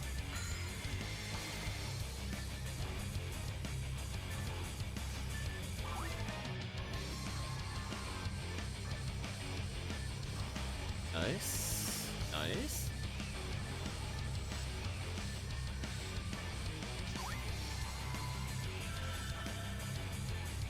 Like that little healing circle tucked away. Where's all given?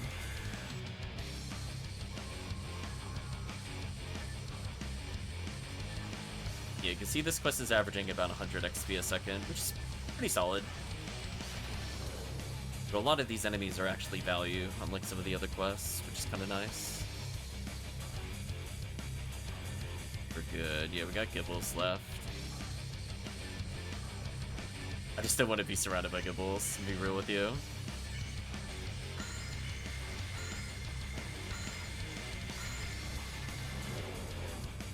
There we go. Now we should be able to leave. We can control his Parasol. Nice. Get my TP back real quick. We're gonna go to the central area.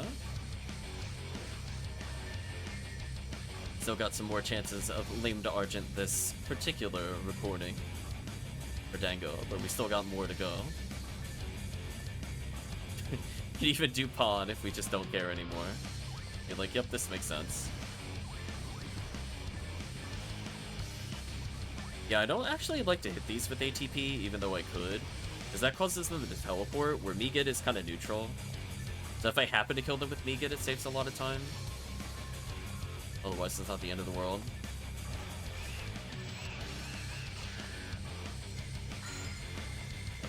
Four is all given.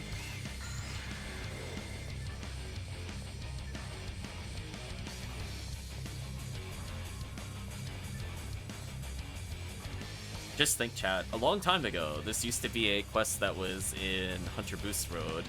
So there were people that played this quest with potentially 25 drop rate and like 3% rare on top of the normal rotating week. And also,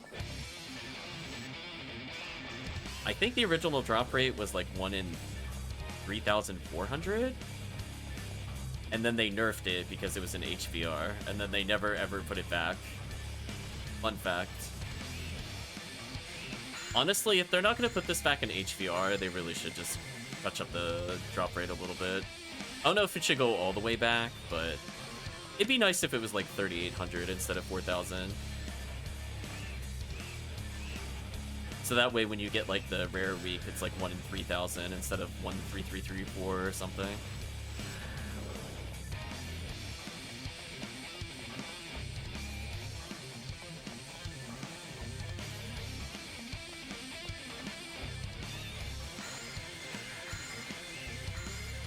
See if we can Robardo them. Game is like, nope. Hello there, traps. Ouch. Ouch.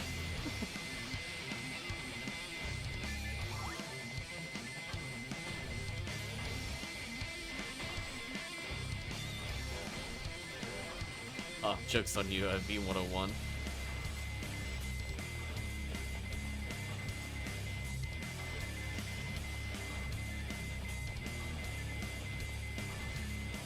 Yeah, you can see all those boxes there as well, which will be a restock on mates and moons, I think.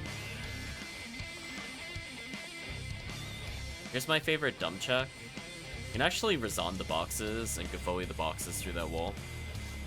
If you're wondering later on in the mission why there's open stuff just floating around. I'm just doing a check, because the end of the stage is right beyond those rocks from the previous room.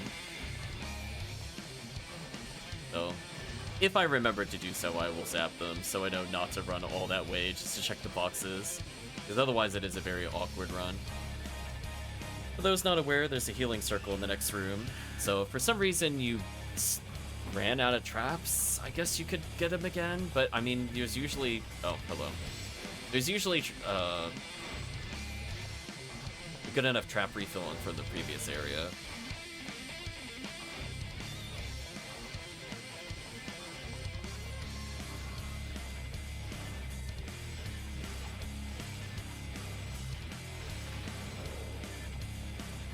And if you're wondering, yes, you can stand in the healing circle while you fight these enemies, and yes, it is funny every time. Yeah, if you just want to spam freeze traps, feel free. Nothing really dangerous in this area. Oh hey, another tri-fluid. How convenient.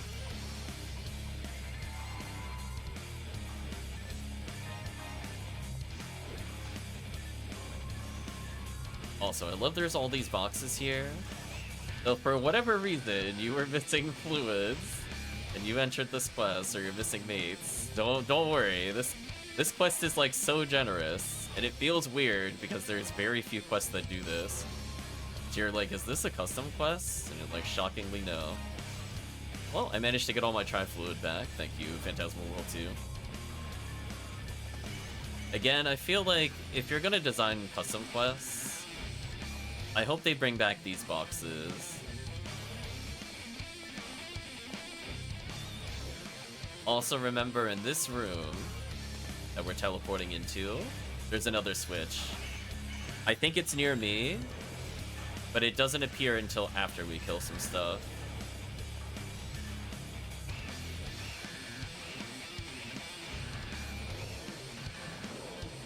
Yeah, there it is.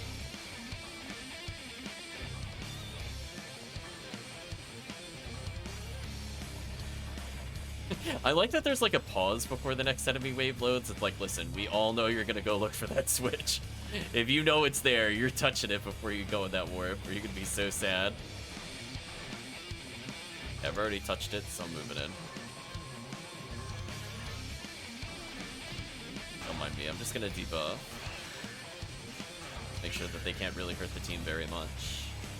Come on, Megan. Yeah, Megan letting me down, chat. So sad. Ooh, didn't touch. Yikes. Remote Battery, bob into the music. Welcome, Remote Battery. This is Fist of the North Star, Ken's Rage soundtrack.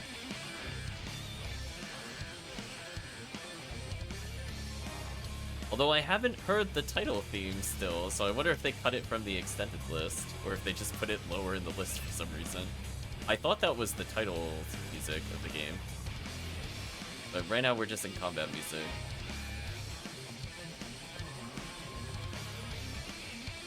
Anyway, hope you like Walls of Enemies. I do. That's why I like this quest. So even without a Adept on, I'm still good here. There we go. Saved us some time with that kill.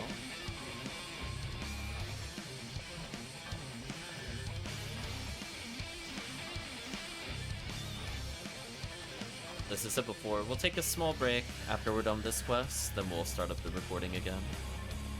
But so far I haven't seen anything too crazy drop from this quest. Which is a bit of a shame, because it does have genuinely good items.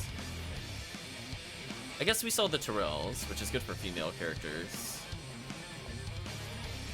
Aw, they unequipped me. Oh no, I'm good. Sorry, I didn't see it due to the camera angle there.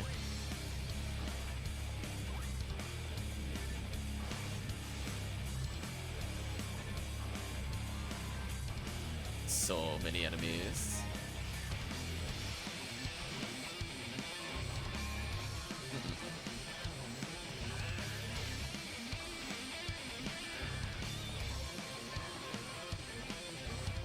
Just running around debuffing or megating.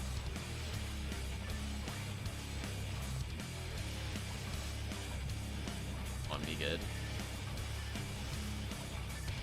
Nicely done. on, Discus.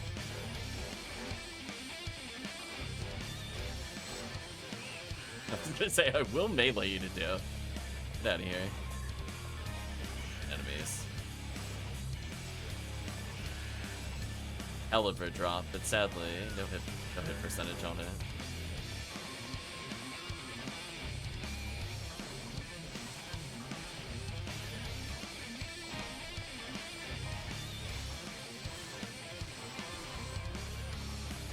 Get the team HP up a little higher.